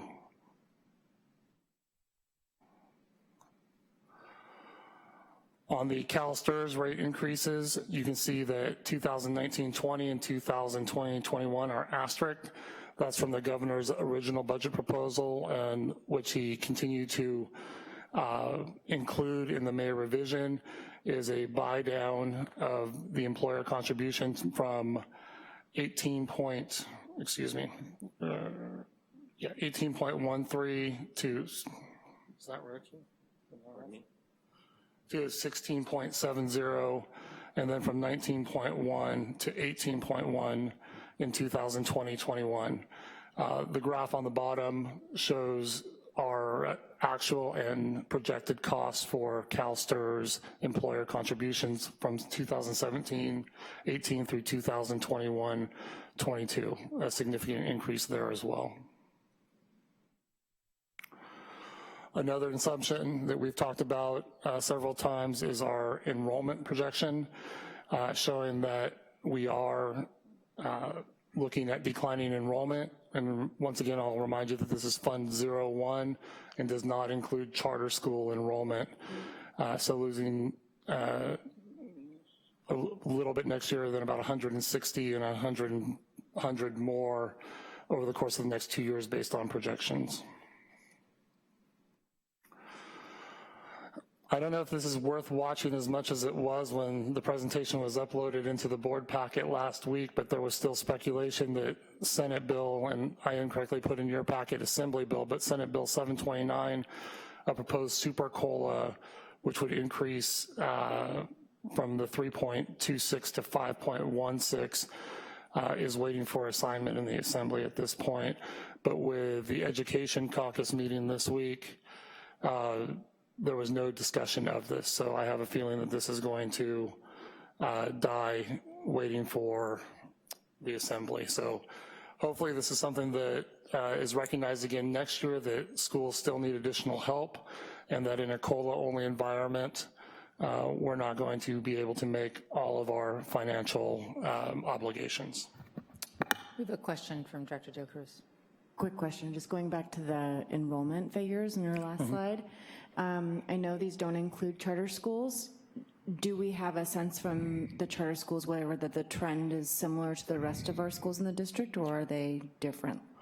The charter schools are pretty much flat. They are fully enrolled to the point other than attrition at our dual immersion schools in 5th and 6th grade, but our kindergarten numbers and 1st grade numbers are still very strong. So we're seeing slight differences in upper grades, say at Charter School for the Arts, but nothing that's as a big of impact as it is to our regular schools in the Fund 01. Thank you, Rick. So I'll now turn this over to Executive Director Joel Dantos to talk about 2019-20 General Fund and a couple of other slides. Good evening. Mike. Oh yeah. Hello. So what we're looking at here is a summary of the General Fund 01 projected 19-20 budget, as well as our 2018-19 projected year-end closing budget. And I'll go into the highlights that are important to share on this budget, and if you have questions or want clarifications, please just interrupt me. So everything Rick just went over is included in this budget. The May revise budget assumptions going into when the governor's gonna adopt his June budget as well as the STRS and PERS increases. Some other items are, like Rick said, there's no one-time money, so we'll look at the summary includes unrestricted items, restricted items, and then total. So I'm gonna go over the unrestricted items. Unrestricted items are base services, and then some of the LCAP stuff. Our restricted items are our grants and our special programs and services. And so in the unrestricted, what's included. So the other thing I think is important is we use, in the accounting world, we use standard account code structures, meaning that our actual budget is made up of thousands of account codes with similar items that allow us to roll all those into these groups to help communicate our budget. So as you can see, it starts off with our revenues. Every financial report is revenues versus expenditures with an ending result, whether that's a positive or a negative. So you'll see the first items are revenues, and they go over the different revenue sources. And then the second item is expenditures, and they go over all the categories that we can communicate our expenditures on, and then we have some transfers in and out of different areas, and then we have our ending result, whether that's an increase to the reserve or a deficit, a decrease to the reserve. So we'll start with our unrestricted revenues, and that's really where a lot of what Rick went over comes into these revenues. So again, the assumptions were created to build the budget, and the revenues were our projection for enrollment. We get paid on our attendance, and then that's based on the governor's projection for those figures for our attended students. And then again, no one-time money. In the few years past, I mean, I think in the 3 or 4 or 5 years past, we've gotten one-time money, which was fairly significant. So Rick said it well, we're kind of living in a COLA-only revenue moving in this coming year and moving forward. The other item is we've also been including in our budget some insurance items, some through the fires and different things. So what's included in 1819 is some insurance money that's not included in 1920. So that's the majority of what's happening in the unrestricted revenues.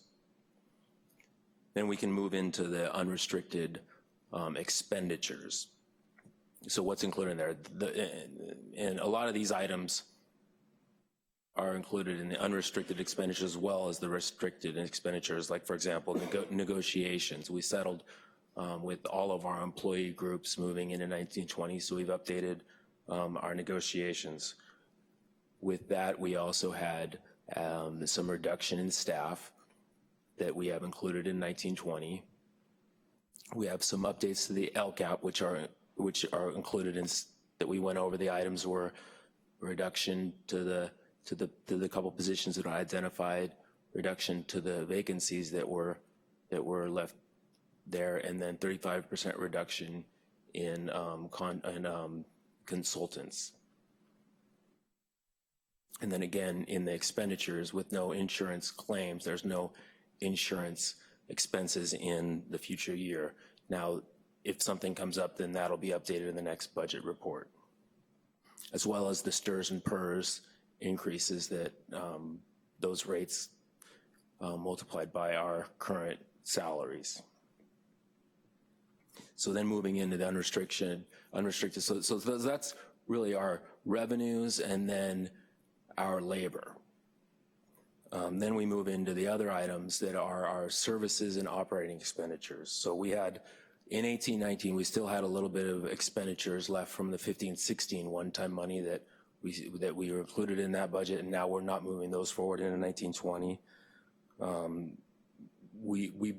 The way we create most of the unrestricted budget is we send out to the sites. They have all their what we call formula money. We identify an amount of money per their enrollment, and we give their sites money, and they fill out their budgets, and they report their budgets for all the different areas. They have their unrestricted formula money. That's as well as their LCAP money. We send out the budget amounts for their LCAP money, and they report back to us their LCAP items that they have. And then they have some safety money that we give them, and then they have some lottery money for their materials. At their sites, they fill out their budgets, and then they report to us, and we include them in these items here as well.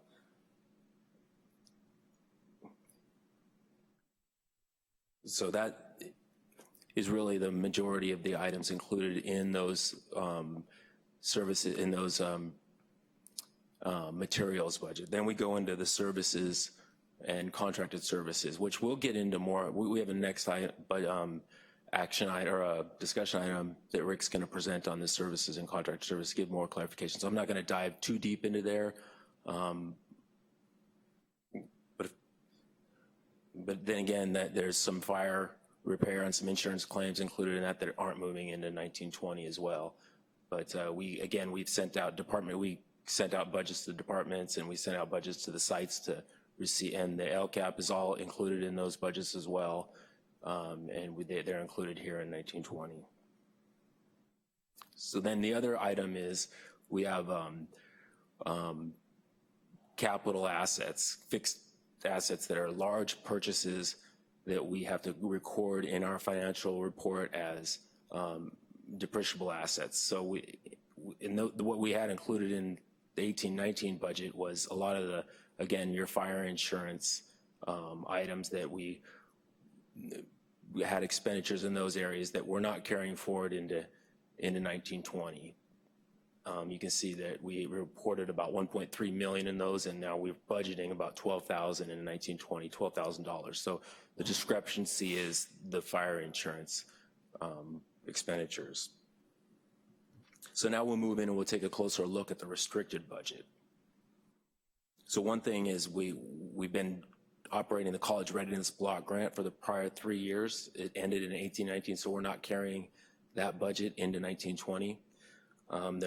There's in the restricted area, there's three items that I want to point out that we have 3 grants. One is the School Climate Transformation Grant, the other is the Career Technical Education Incentive Grant, and the other is the California Learning for School Community Success Grant. Those are multiple year grants. We've ended this year, and we'll have some carryover into next year, and we're updating those budgets, and those will be updated in the fall. Now, why I say that is because it'll impact the budget line items in the total column, but it won't impact at all in any way the 3% minimum reserve we need to have for economic uncertainties. Their revenues, their restricted revenues will offset their expenditures, and a lot of that will be in the restricted reserve. You'll see there's a $2.7 million restricted reserve that's restricted for things like that. The other item is we have a lot of local grants, local donations like the Sonoma County Community Foundation, Integrated Wellness Foundation, and other ones. And there's some local grants that we'll be updating the budgets on as well when we get more information on those, so that how we close out the year and carry those forward. So that's really, I think, everything that's really important to highlight in this general fund summary budget as far as revenues, expenditures, and now we'll go into, is there any questions? I know this is pretty complicated stuff. I really want to, yeah. Just I didn't quite catch those last grants you were talking about. What section were they in? Were they in so those are in the restricted items. Okay. And if you look, under. So if you look, they're in all the categories. Like we'll increase expenditures in contract services. We'll increase expenditures in. I guess I'm curious about in section D3, columns D and E. I'm just curious to understand what contributions are. Yeah, I love that question, because this is somewhat at the heart of where I'm going with this. So we've got a lot of programs. A lot of our programs are restricted.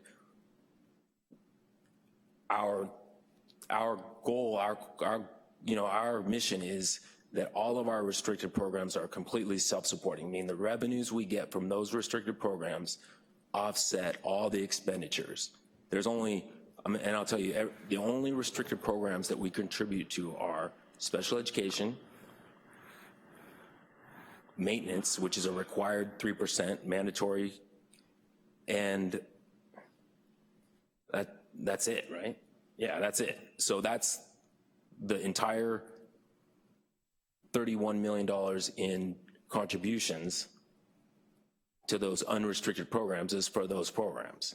So those are the only programs that affect our unassigned ending reserve, that affect our 3% minimum economic uncertainty that we have to maintain to remain.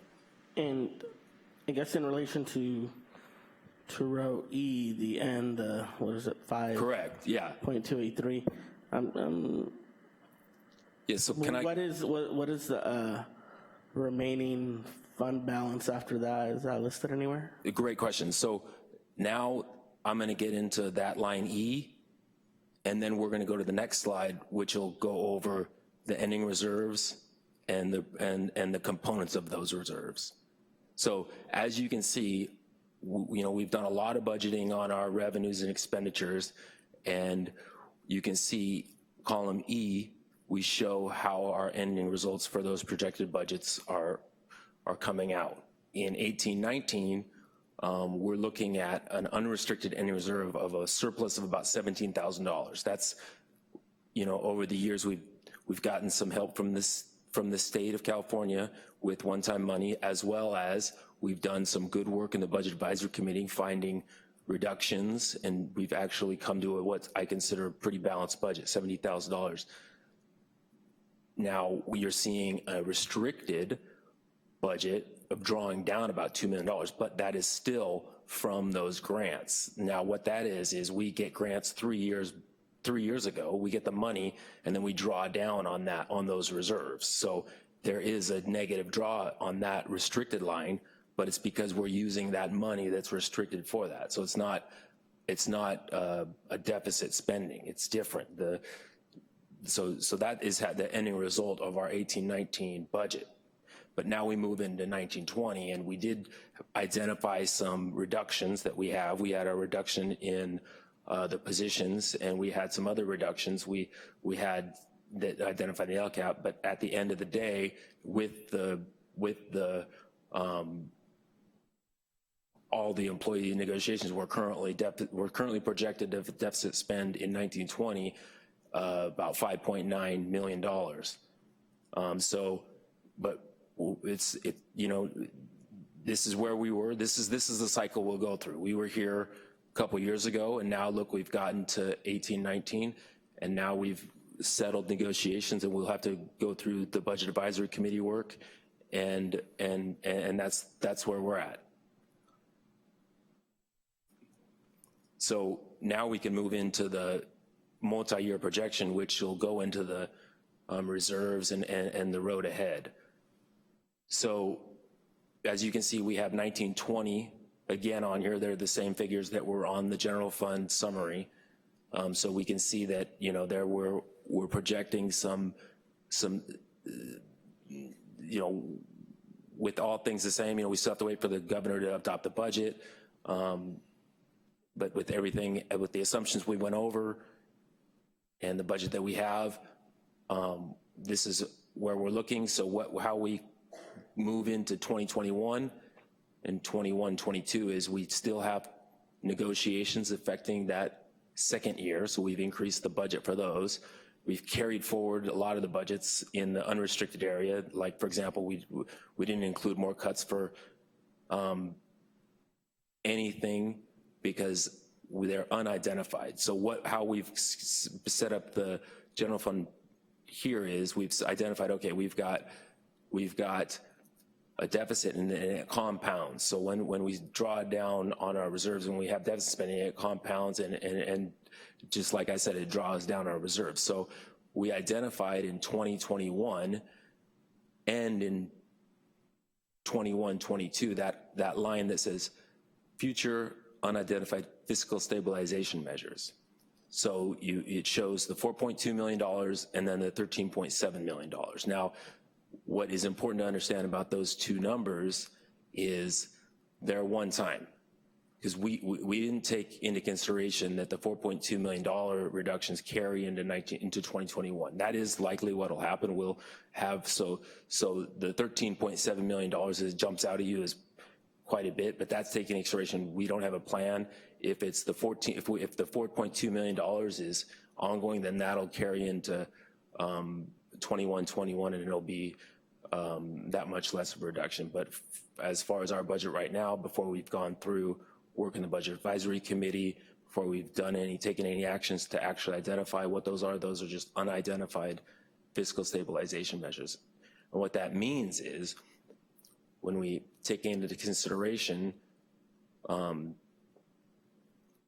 the impact of the current budgeted deficit spending, we are drawing down our reserves. So at the end of 2019-20, you can see the components of ending fund balance.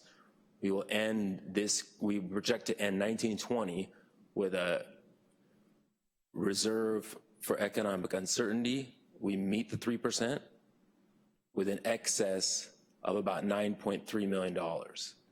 Now, as you move into 2021, the level of deficit spending we have is scheduled to draw down that $9.3 million plus need an additional about $4.2 million in reductions, which, you know, we were here before, and we'll go through those measures, but this is just the picture of the future. And that is to maintain the 3% minimum reserve for economic uncertainty. And then moving into 2021, we'll have to go through that same process. Thank you. Okay, so that's our projected multi-year projection. And are there any questions or? Okay, so the next slide, or did I miss something? Well, I was just. Oh, sorry. Do you have a question? Yeah. I was just thinking, so the percentage that we have to have is this ending balance right here, right? Where it says ending balance, that's the 3% you said we have to have? Okay, so that's a good question. We've got, let me go into the details of the components of ending fund balance. We got 3 items. One is the restricted items. So you've got a restricted reserve. So that's money's brought in and it's earmarked for certain things, and it says can only be spent on federal, state mandates or per donor requirements or different things. So you see that $2.7 million.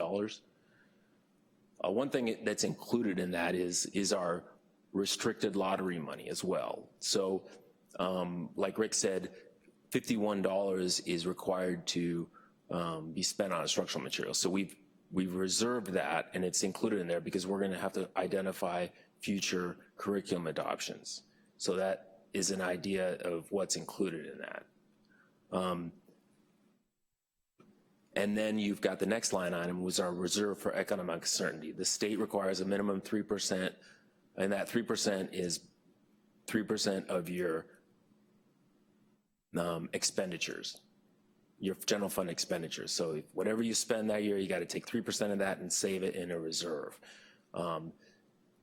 So then the next item is unassigned unappropriate ending balance. So that's anything above the 3%. So you can see we're holding that 3% to maintain fiscal solvency, but we aren't, I mean, one day maybe we'll have, I mean, our goal is to build that reserve, but this is the current financial status. So here is a picture of the blue line is our revenues, and the red line is our expenditures. So I think an important thing to illustrate, the blue line is increasing, but again, it's increasing by COLA. So we're in a COLA-only world. So what does that mean? We've got, as Rick said, we can pull up the COLA percentages, but they're right around 3 to 4% increasing in revenues every year. Well, we've got increases in STRS and PERS that have to be paid for. We've got increases in step and column. Every year, our employees are on a salary schedule and they put in their years of service and they get increases. We've got other things, and we've got to take into consideration future negotiations. So with everything said, unidentified things not included in, so then you've got total expenditures, the red line. Unidentified things would be future negotiations. But we'll go through the budget advisory committee work. There'll be updated budget reports 45 days after the governor. We'll go into next steps in that. I think I'm getting ahead of myself. I just want to make one other comment about this graph. The first time that we started showing this graph was at the first interim report in December, and every time it changes a little bit based on as we get closer to the end of the fiscal year, our numbers get better and our projections get stronger moving forward. So I just want to point out that even though it looks like we're reaching a point for econ teachers out there of equilibrium, that's not projecting future salary increases or negotiations. And I think that's important to note, as we know that we will be bargaining again with CSEA next year, trying to address the $15 an hour wage mandate by the state, something that we want to get to regardless. And then we'll also be bargaining with SRTA in the future as well, where those lines will start separating again if new revenues are not received from state appropriations.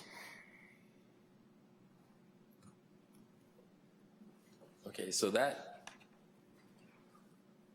is what we have included in the general fund 1920 budget. Now let's look at the other funds. So we'll go through the charter funds. Again, we're looking at ending reserve of about $3.6 million. So that includes the arts charter, French charter, accelerated charter, and CCLA. Now, I can say that CCLA has a little bit of surplus, and then French charter and arts charter are operating on a bit of a deficit. We're working with the principals and then the accelerated charter is fairly balanced. So we're working with them to create balanced budgets, but I would say they're healthy, and we'll keep updating those budgets as the years go on. I mean, as the days go on, or all throughout the whole year.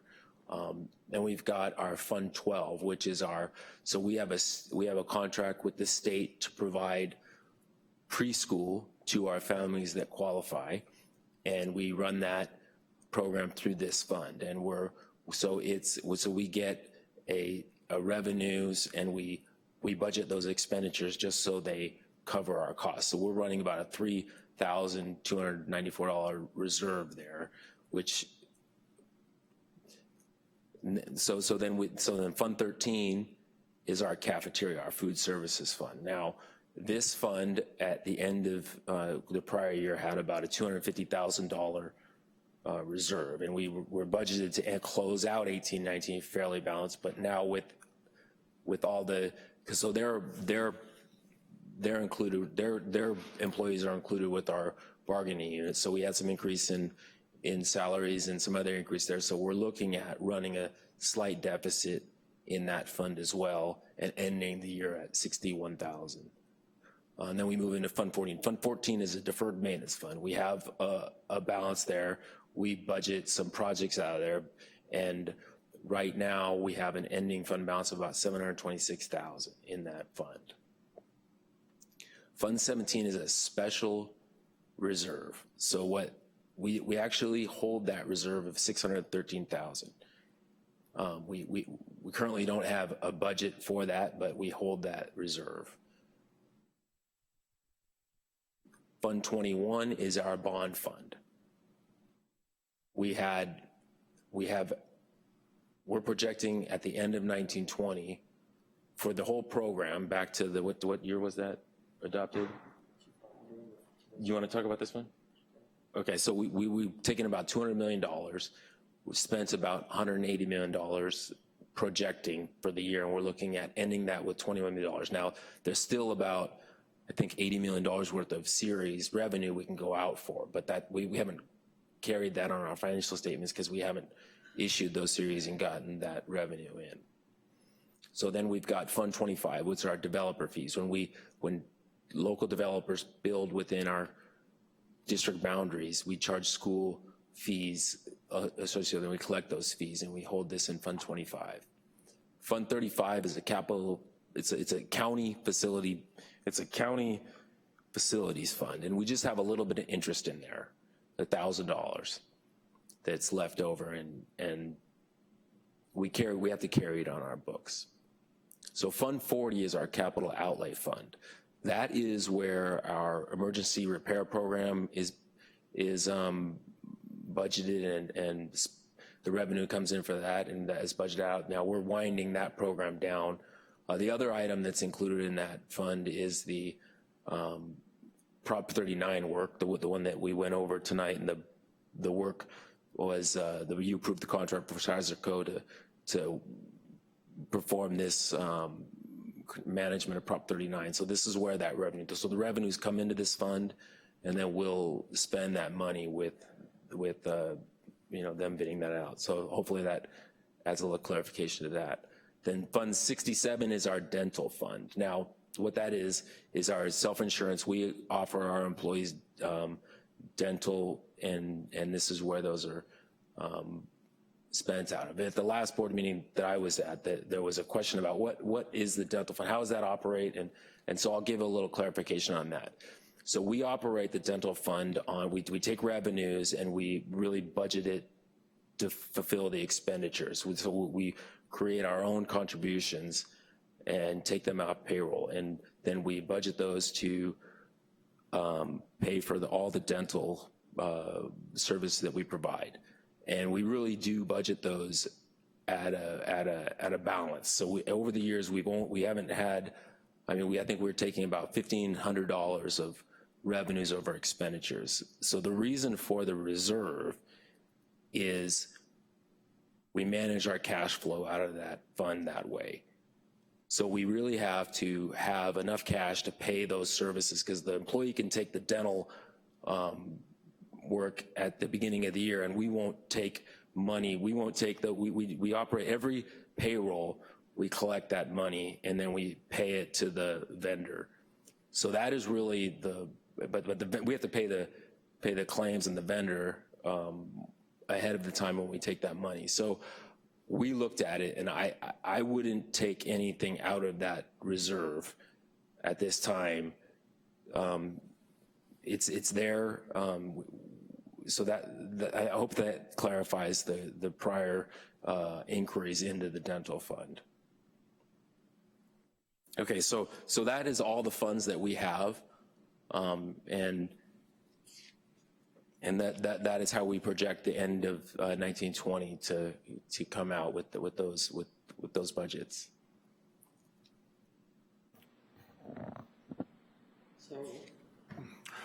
So moving forward, as mentioned previously, we'll be bringing back the 2019-20 Santa Rosa City Schools budget on June 26th for approval. At that meeting, we'll note any changes that may have transpired between now and then that could positively or negatively affect the budget. We will bring back a 45-day budget revision based on the state's budget, as well as reconvene the Budget Advisory Committee to start the process of a fiscal stabilization plan. With our cuts that are noted on our multi-year projection moving forward, and the deficit spending for our first interim report will have to include a fiscal stabilization plan to send to SCO. In September, we'll bring unaudited actuals back at the first board meeting. And then in December, we'll bring the first interim report for 2019-20 back for approval, including a fiscal stabilization plan. We'll be happy to answer any questions. Discussion item, Director Medina. Yeah, just looking at the Budget Advisory Committee, I'm just curious, what's the composition of that committee? Who serves on it? We have representation from both SRTA, CSCA, site administration, district office administration, and community members. Director Manieri. So I went to a training like a few months ago. It was a FICMAT training over at SCO, and something that they really pushed and drilled was that in the expenditures, we want about 85% of that to be salaries and benefits. And I'm really happy to see that in 2021 and 2022, we're gonna be there. It'll be about 85%. But then I get to thinking about, then future negotiations and how if we're going to be budgetarily sound and responsible, that we're really gonna have to push for parcel tax and a lot of probably other efforts to try to then have a competitive negotiation at that time, because we'll barely be meeting the cut there.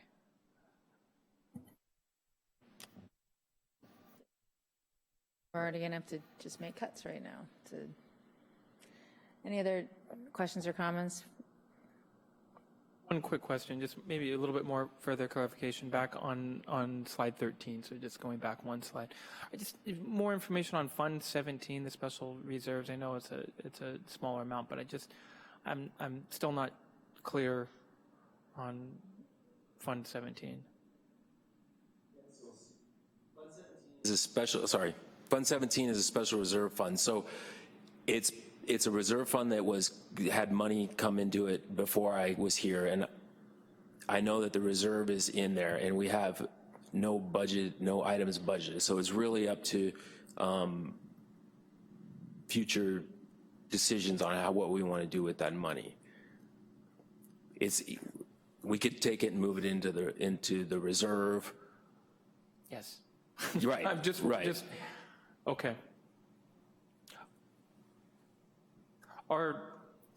In fact, are there other funds out there that are sitting there? No, this is everything. This is all the funds. This is the only funds, and that's why we're going through these in detail. Okay. Thank you.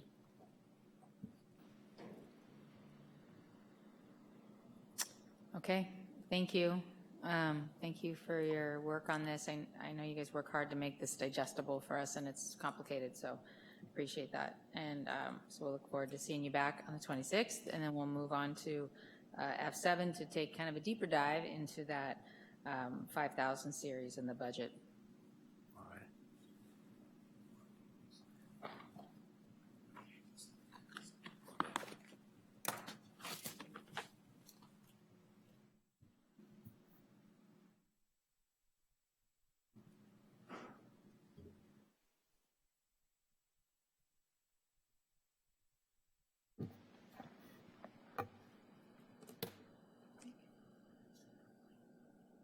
I also, Rick and Joel, want to take this moment to congratulate you on another night of coordinated outfits.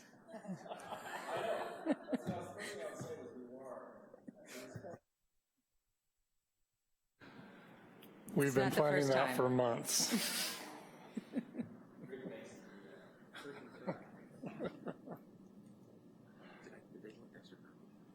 Yeah. Did everyone get a copy of the?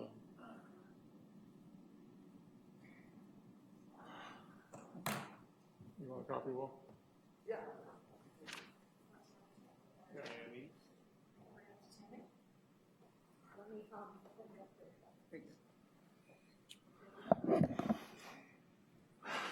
Good evening, President Close, Superintendent Kitamura, members of the board. Tonight we're going to take a deeper dive, as President Close said, into services and other operating expenditures, otherwise known in the budget that you just saw, SACS object codes 5000 through 5999, to show the money that we're spending in there and how it's spent and some of the reasons for those expenditures. We'll go over a quick overview, some common definitions associated with the 5000 series, historical SRCS percentages from 2014 through 2018-19, and there's even projections for 1920 in there.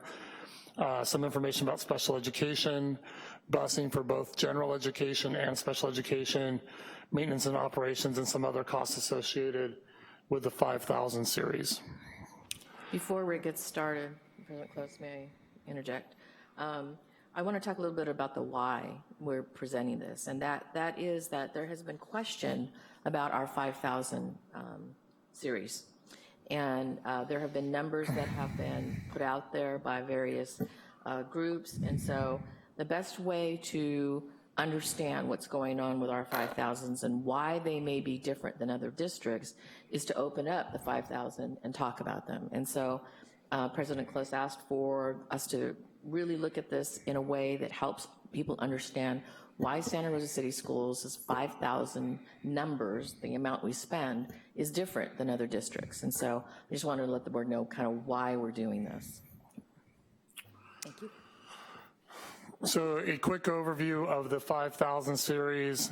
What the 5000s are is how we record expenditures for service, contracts, insurance, busing, a number of different areas. And tonight we're going to go over a little over 70% of the expenditures over time. We're not going to do them all, but some of the bigger areas of spending in the 5000s.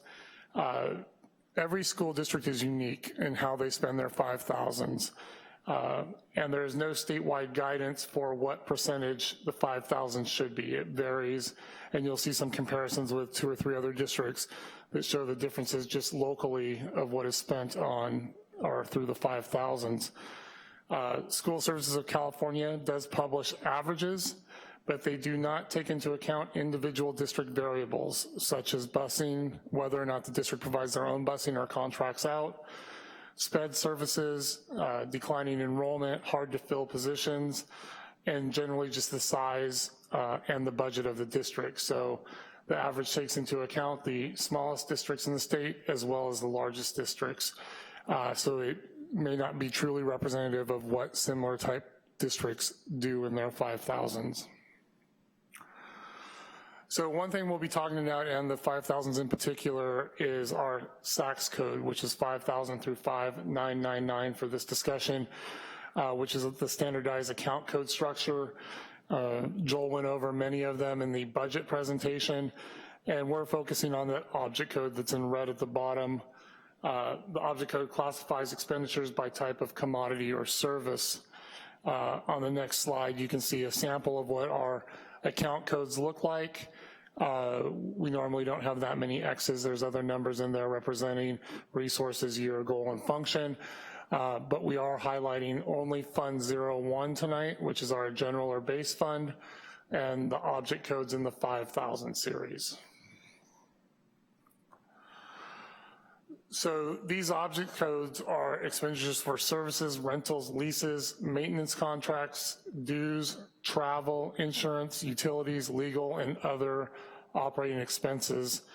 It includes, but is not limited to, special education contracted services, general education, special education busing, consultants and professional services. Those are services rendered by personnel who are not employees. So that's what brings us to the 5,000 series. Insurance, specifically property and liability, not healthcare or health benefit insurance. Operations such as water, gas, and power. Repairs and maintenance from outside vendors. So when we talk about our routine restricted maintenance budget, a lot of the work that's accomplished on a yearly basis can't be accomplished by the amount of staff we have on hand. So repairs and generally major type repairs are handled by outside contractors and or companies in order to facilitate that. So those also show up in the 5,000 series. And then communications is a broad category, which includes phone service, cell phone service, internet service, wide area network service to provide connectivity to our schools either by phone and or computer.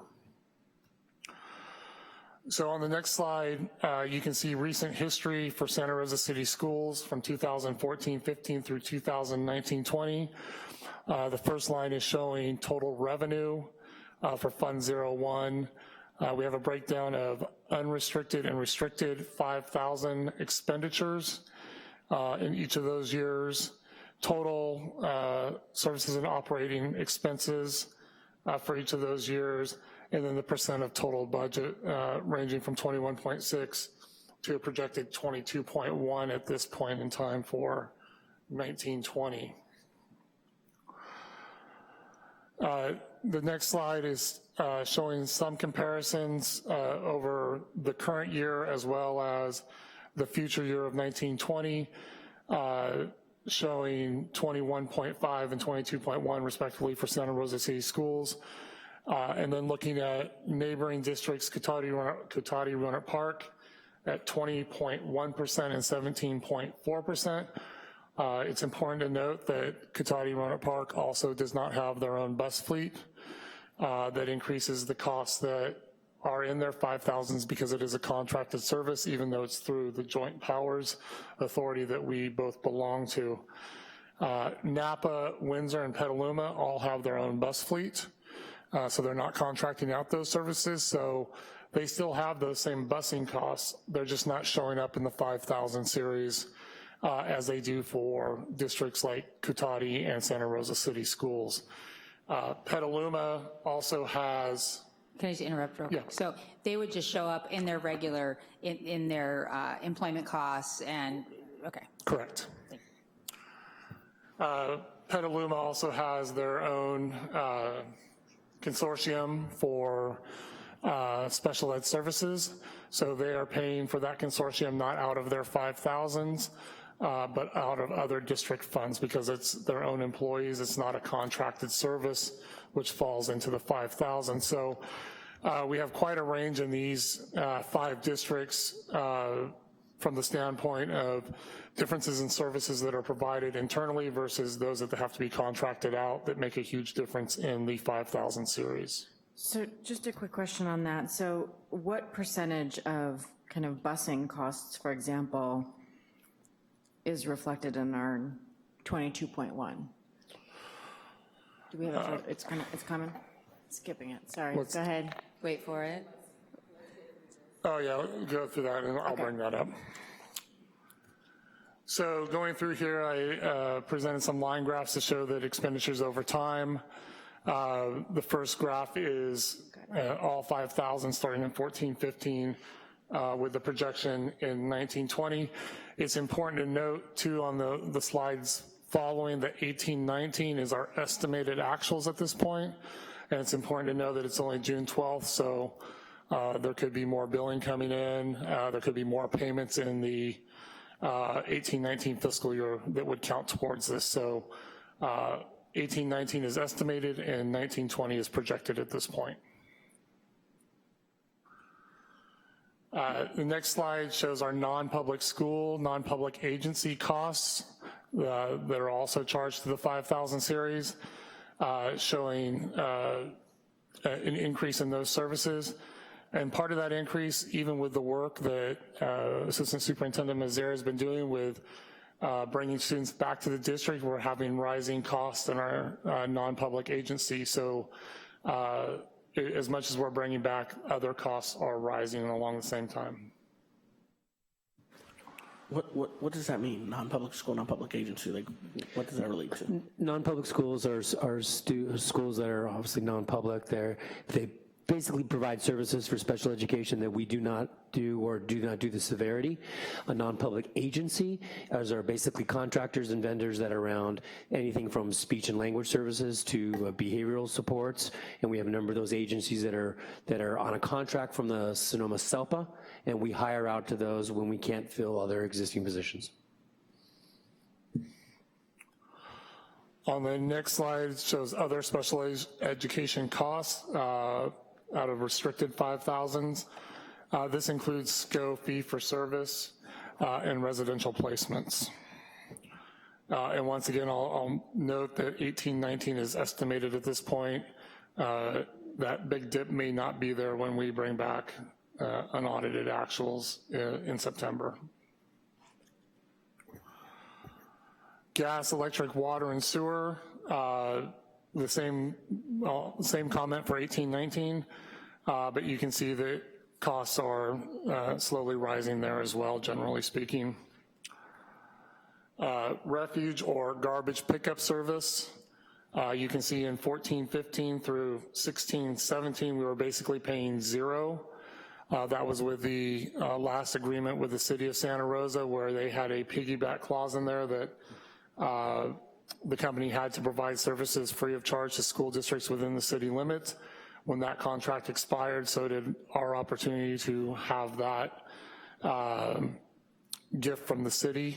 And so we, along with the other districts, have had to contract out for garbage service, and you can see those costs are increasing. Next year is the last year of our initial contract, and I would bet that our pricing is going to go up for the subsequent contract based on some other information I've received from neighboring districts who are going through the renewal process or onboarding right now with the company.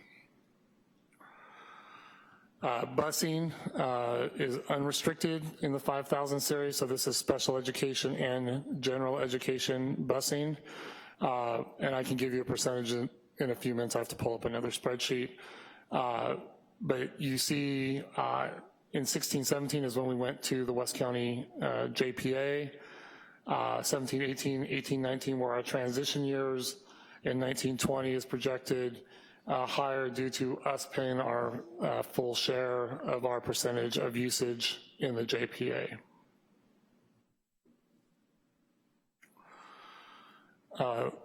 Legal and legal settlements, you can see that in 18-19, our estimated is 824. That includes using legal services as well as our settlements that were agreed to during the course of this year. Right now for 19-20, we're only projecting legal services and not settlements. Routine restricted maintenance, repairs and maintenance for our school sites that are non-employee. So when we contract out or bring in an outside vendor for anything from roofing to HVAC repair, this is where that money is, and this is a restricted and mandated percentage by the state based on expenditures.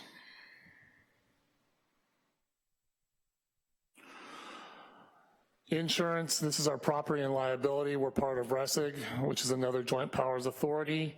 As you can see, it was somewhat flat, and now we've had a big uptick in 19-20.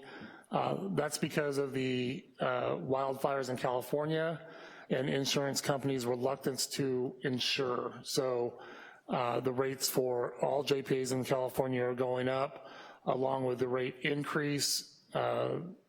Our coverage is also decreasing because of the high risk of wildfires and other natural disasters. So we are not the only district feeling the pain of the big increase to the premiums, but certainly it's hitting us harder than other districts in the county just due to size. So we're looking about $740,000 increase for this year, and this is all funded through the 5,000 series. I am going to turn this over to Steve to talk about non-public school placement, SCO placement, and the effect of special education on the 5,000 series. You can see from the graph here, we have some of our local comparables, and looking at our enrollments, the number of special ed students, and the percentage of special ed students. So starting with that first, as you'll see the combined total of 13.24 puts us in range with other districts that we're not the highest, we're not the lowest. So the percentage of students, of course, but that number of students, of course, is far greater. When you look at our totals of students that are in non-public schools, you'll see 116 for the total of elementary and high school. Those percentages, again, are not completely out of sync at the elementary level. However, at the high school level, that is a higher amount.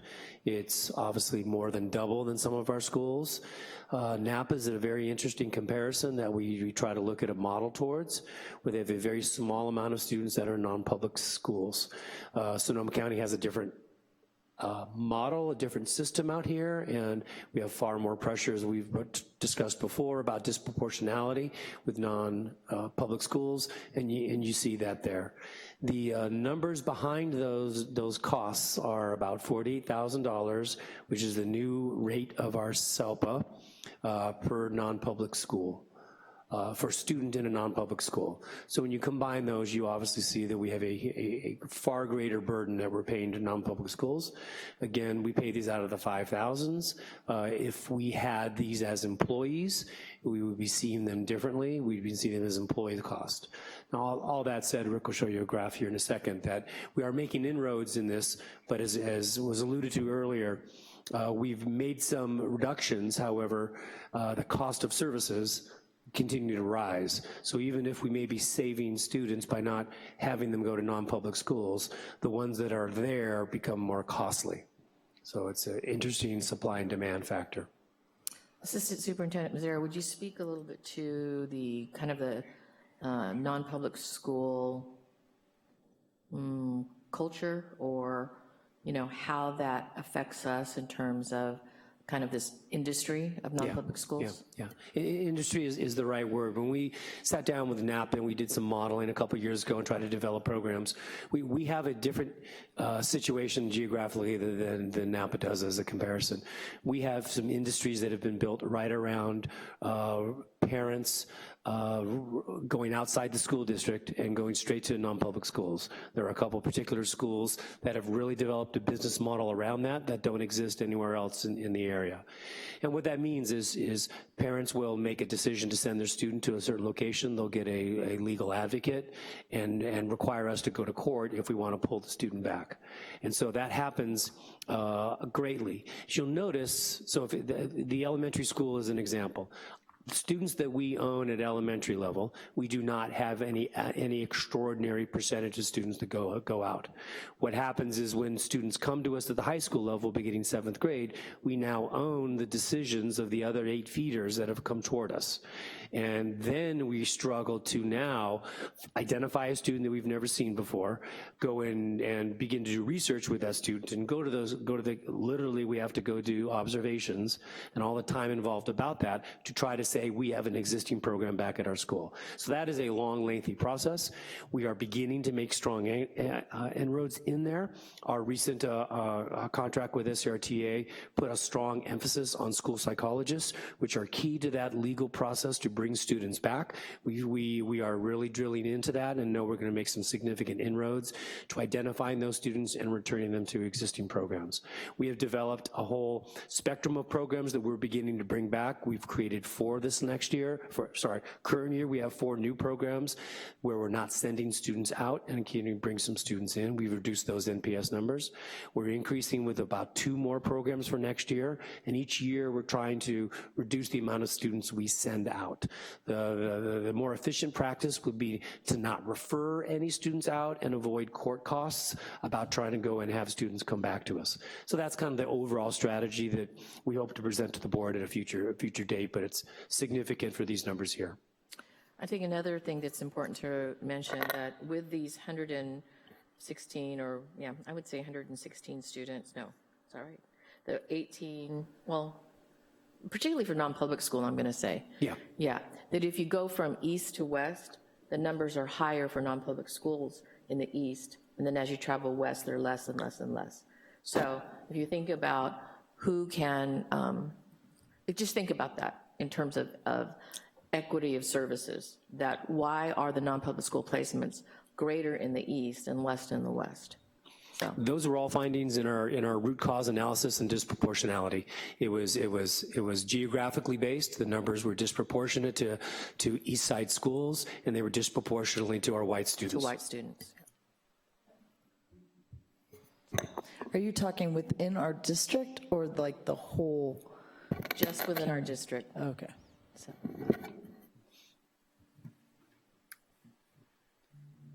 So note, 5.5 million plus 8.1 million on NPS, NPA.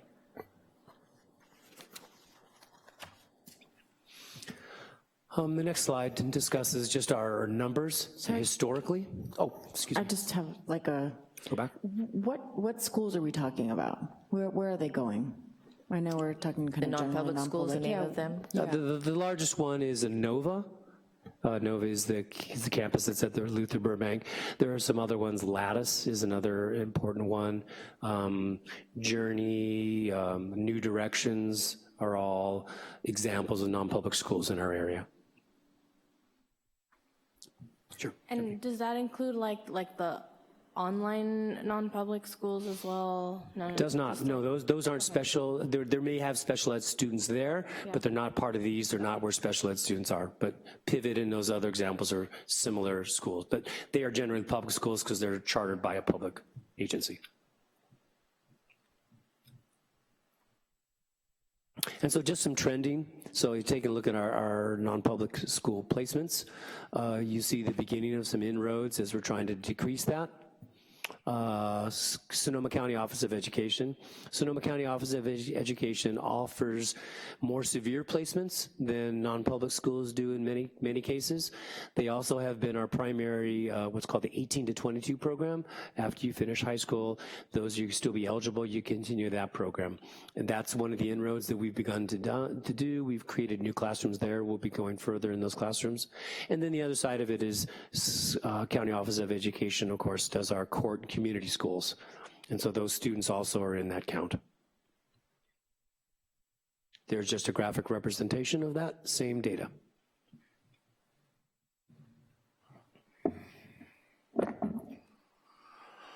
So other factors that affect the 5,000s, and Joel mentioned this in the budget presentation, but I want to touch on it again, is insurance revenue. When we rebuild something or we provide services based on that money, it comes out of the 5,000s. An example, Elsie Allen Library flood was about 1.1 million in damage that we got to book as revenue in 18-19, but it also, because we held the contract for the construction company, it was paid through our 5,000. So in some ways it's an artificial inflator of the 5,000s based on a weird factor of an event that required insurance. Portables at Hidden Valley after the fire is the same type of thing. That money was received as a revenue, booked into revenues in our budget, and then was paid out through the 5,000 series to the construction company. After school programs such as ACES, which we heard about, those are paid through the 5,000 series, even though they're a grant funded and a restricted money source.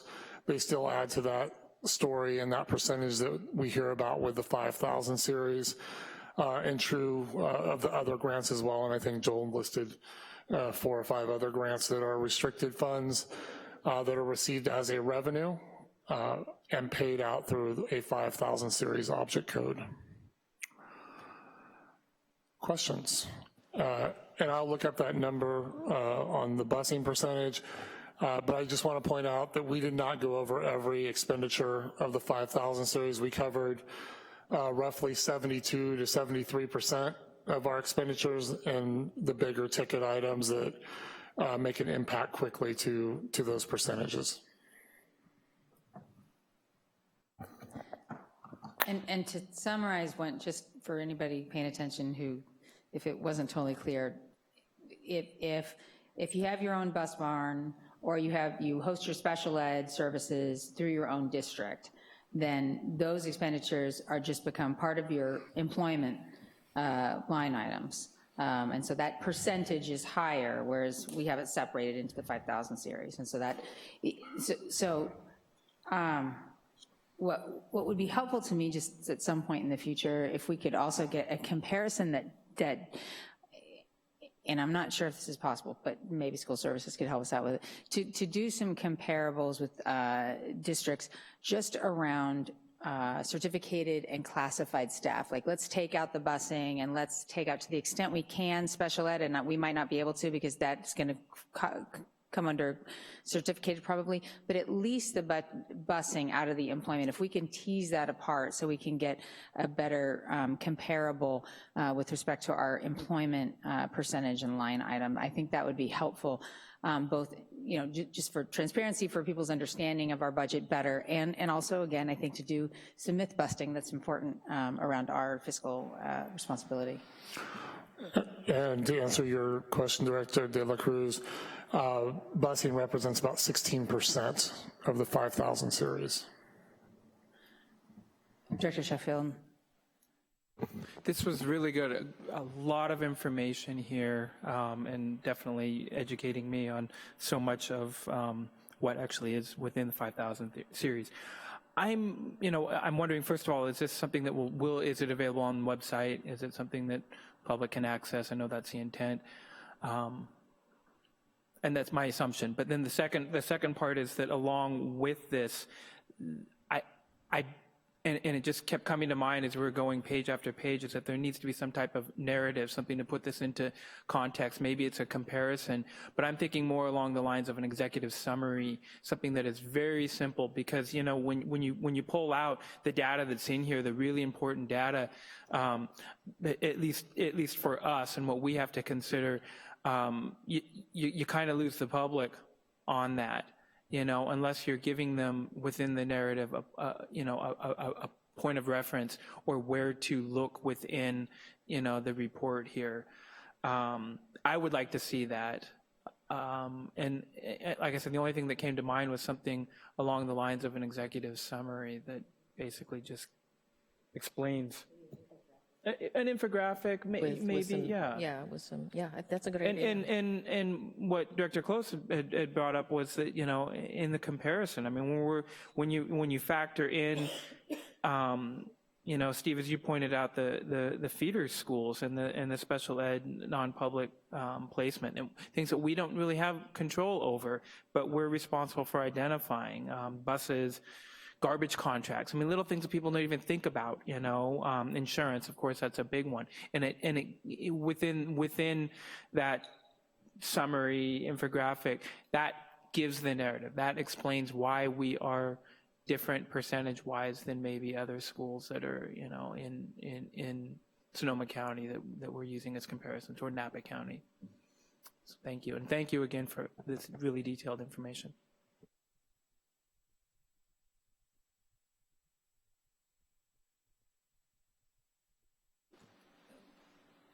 Okay, just to summarize, I really appreciate this, and I know you guys worked hard on it, and I think it's helpful for us, for the board to understand, it's helpful for the public to understand, it helps us communicate about our budget, and I think the more we can do this kind of stuff, and I think to follow up on Dr. Sheffield's comments, to make it really digestible for the public, you know, and maybe in the future when we have, and it will be a huge amount of work the first time, but then maybe after that you just plug it in, but, you know, that we have kind of codes in our budget that says, you know, see, or the asterisk that says see infographic A that explains, you know, these particular expenses, that, so that people can really understand, instead of it just looking like we have this obscene number in the 5,000 series that doesn't make sense and looks like we you know, have ridiculous contract expenses, and it's obviously much more nuanced than that, and also very explainable.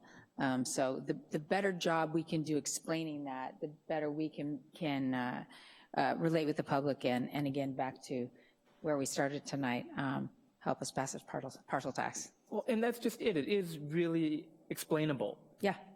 It's just that you have to take a moment to do that, to give that explanation. And when you do that, it's lost on most people. So.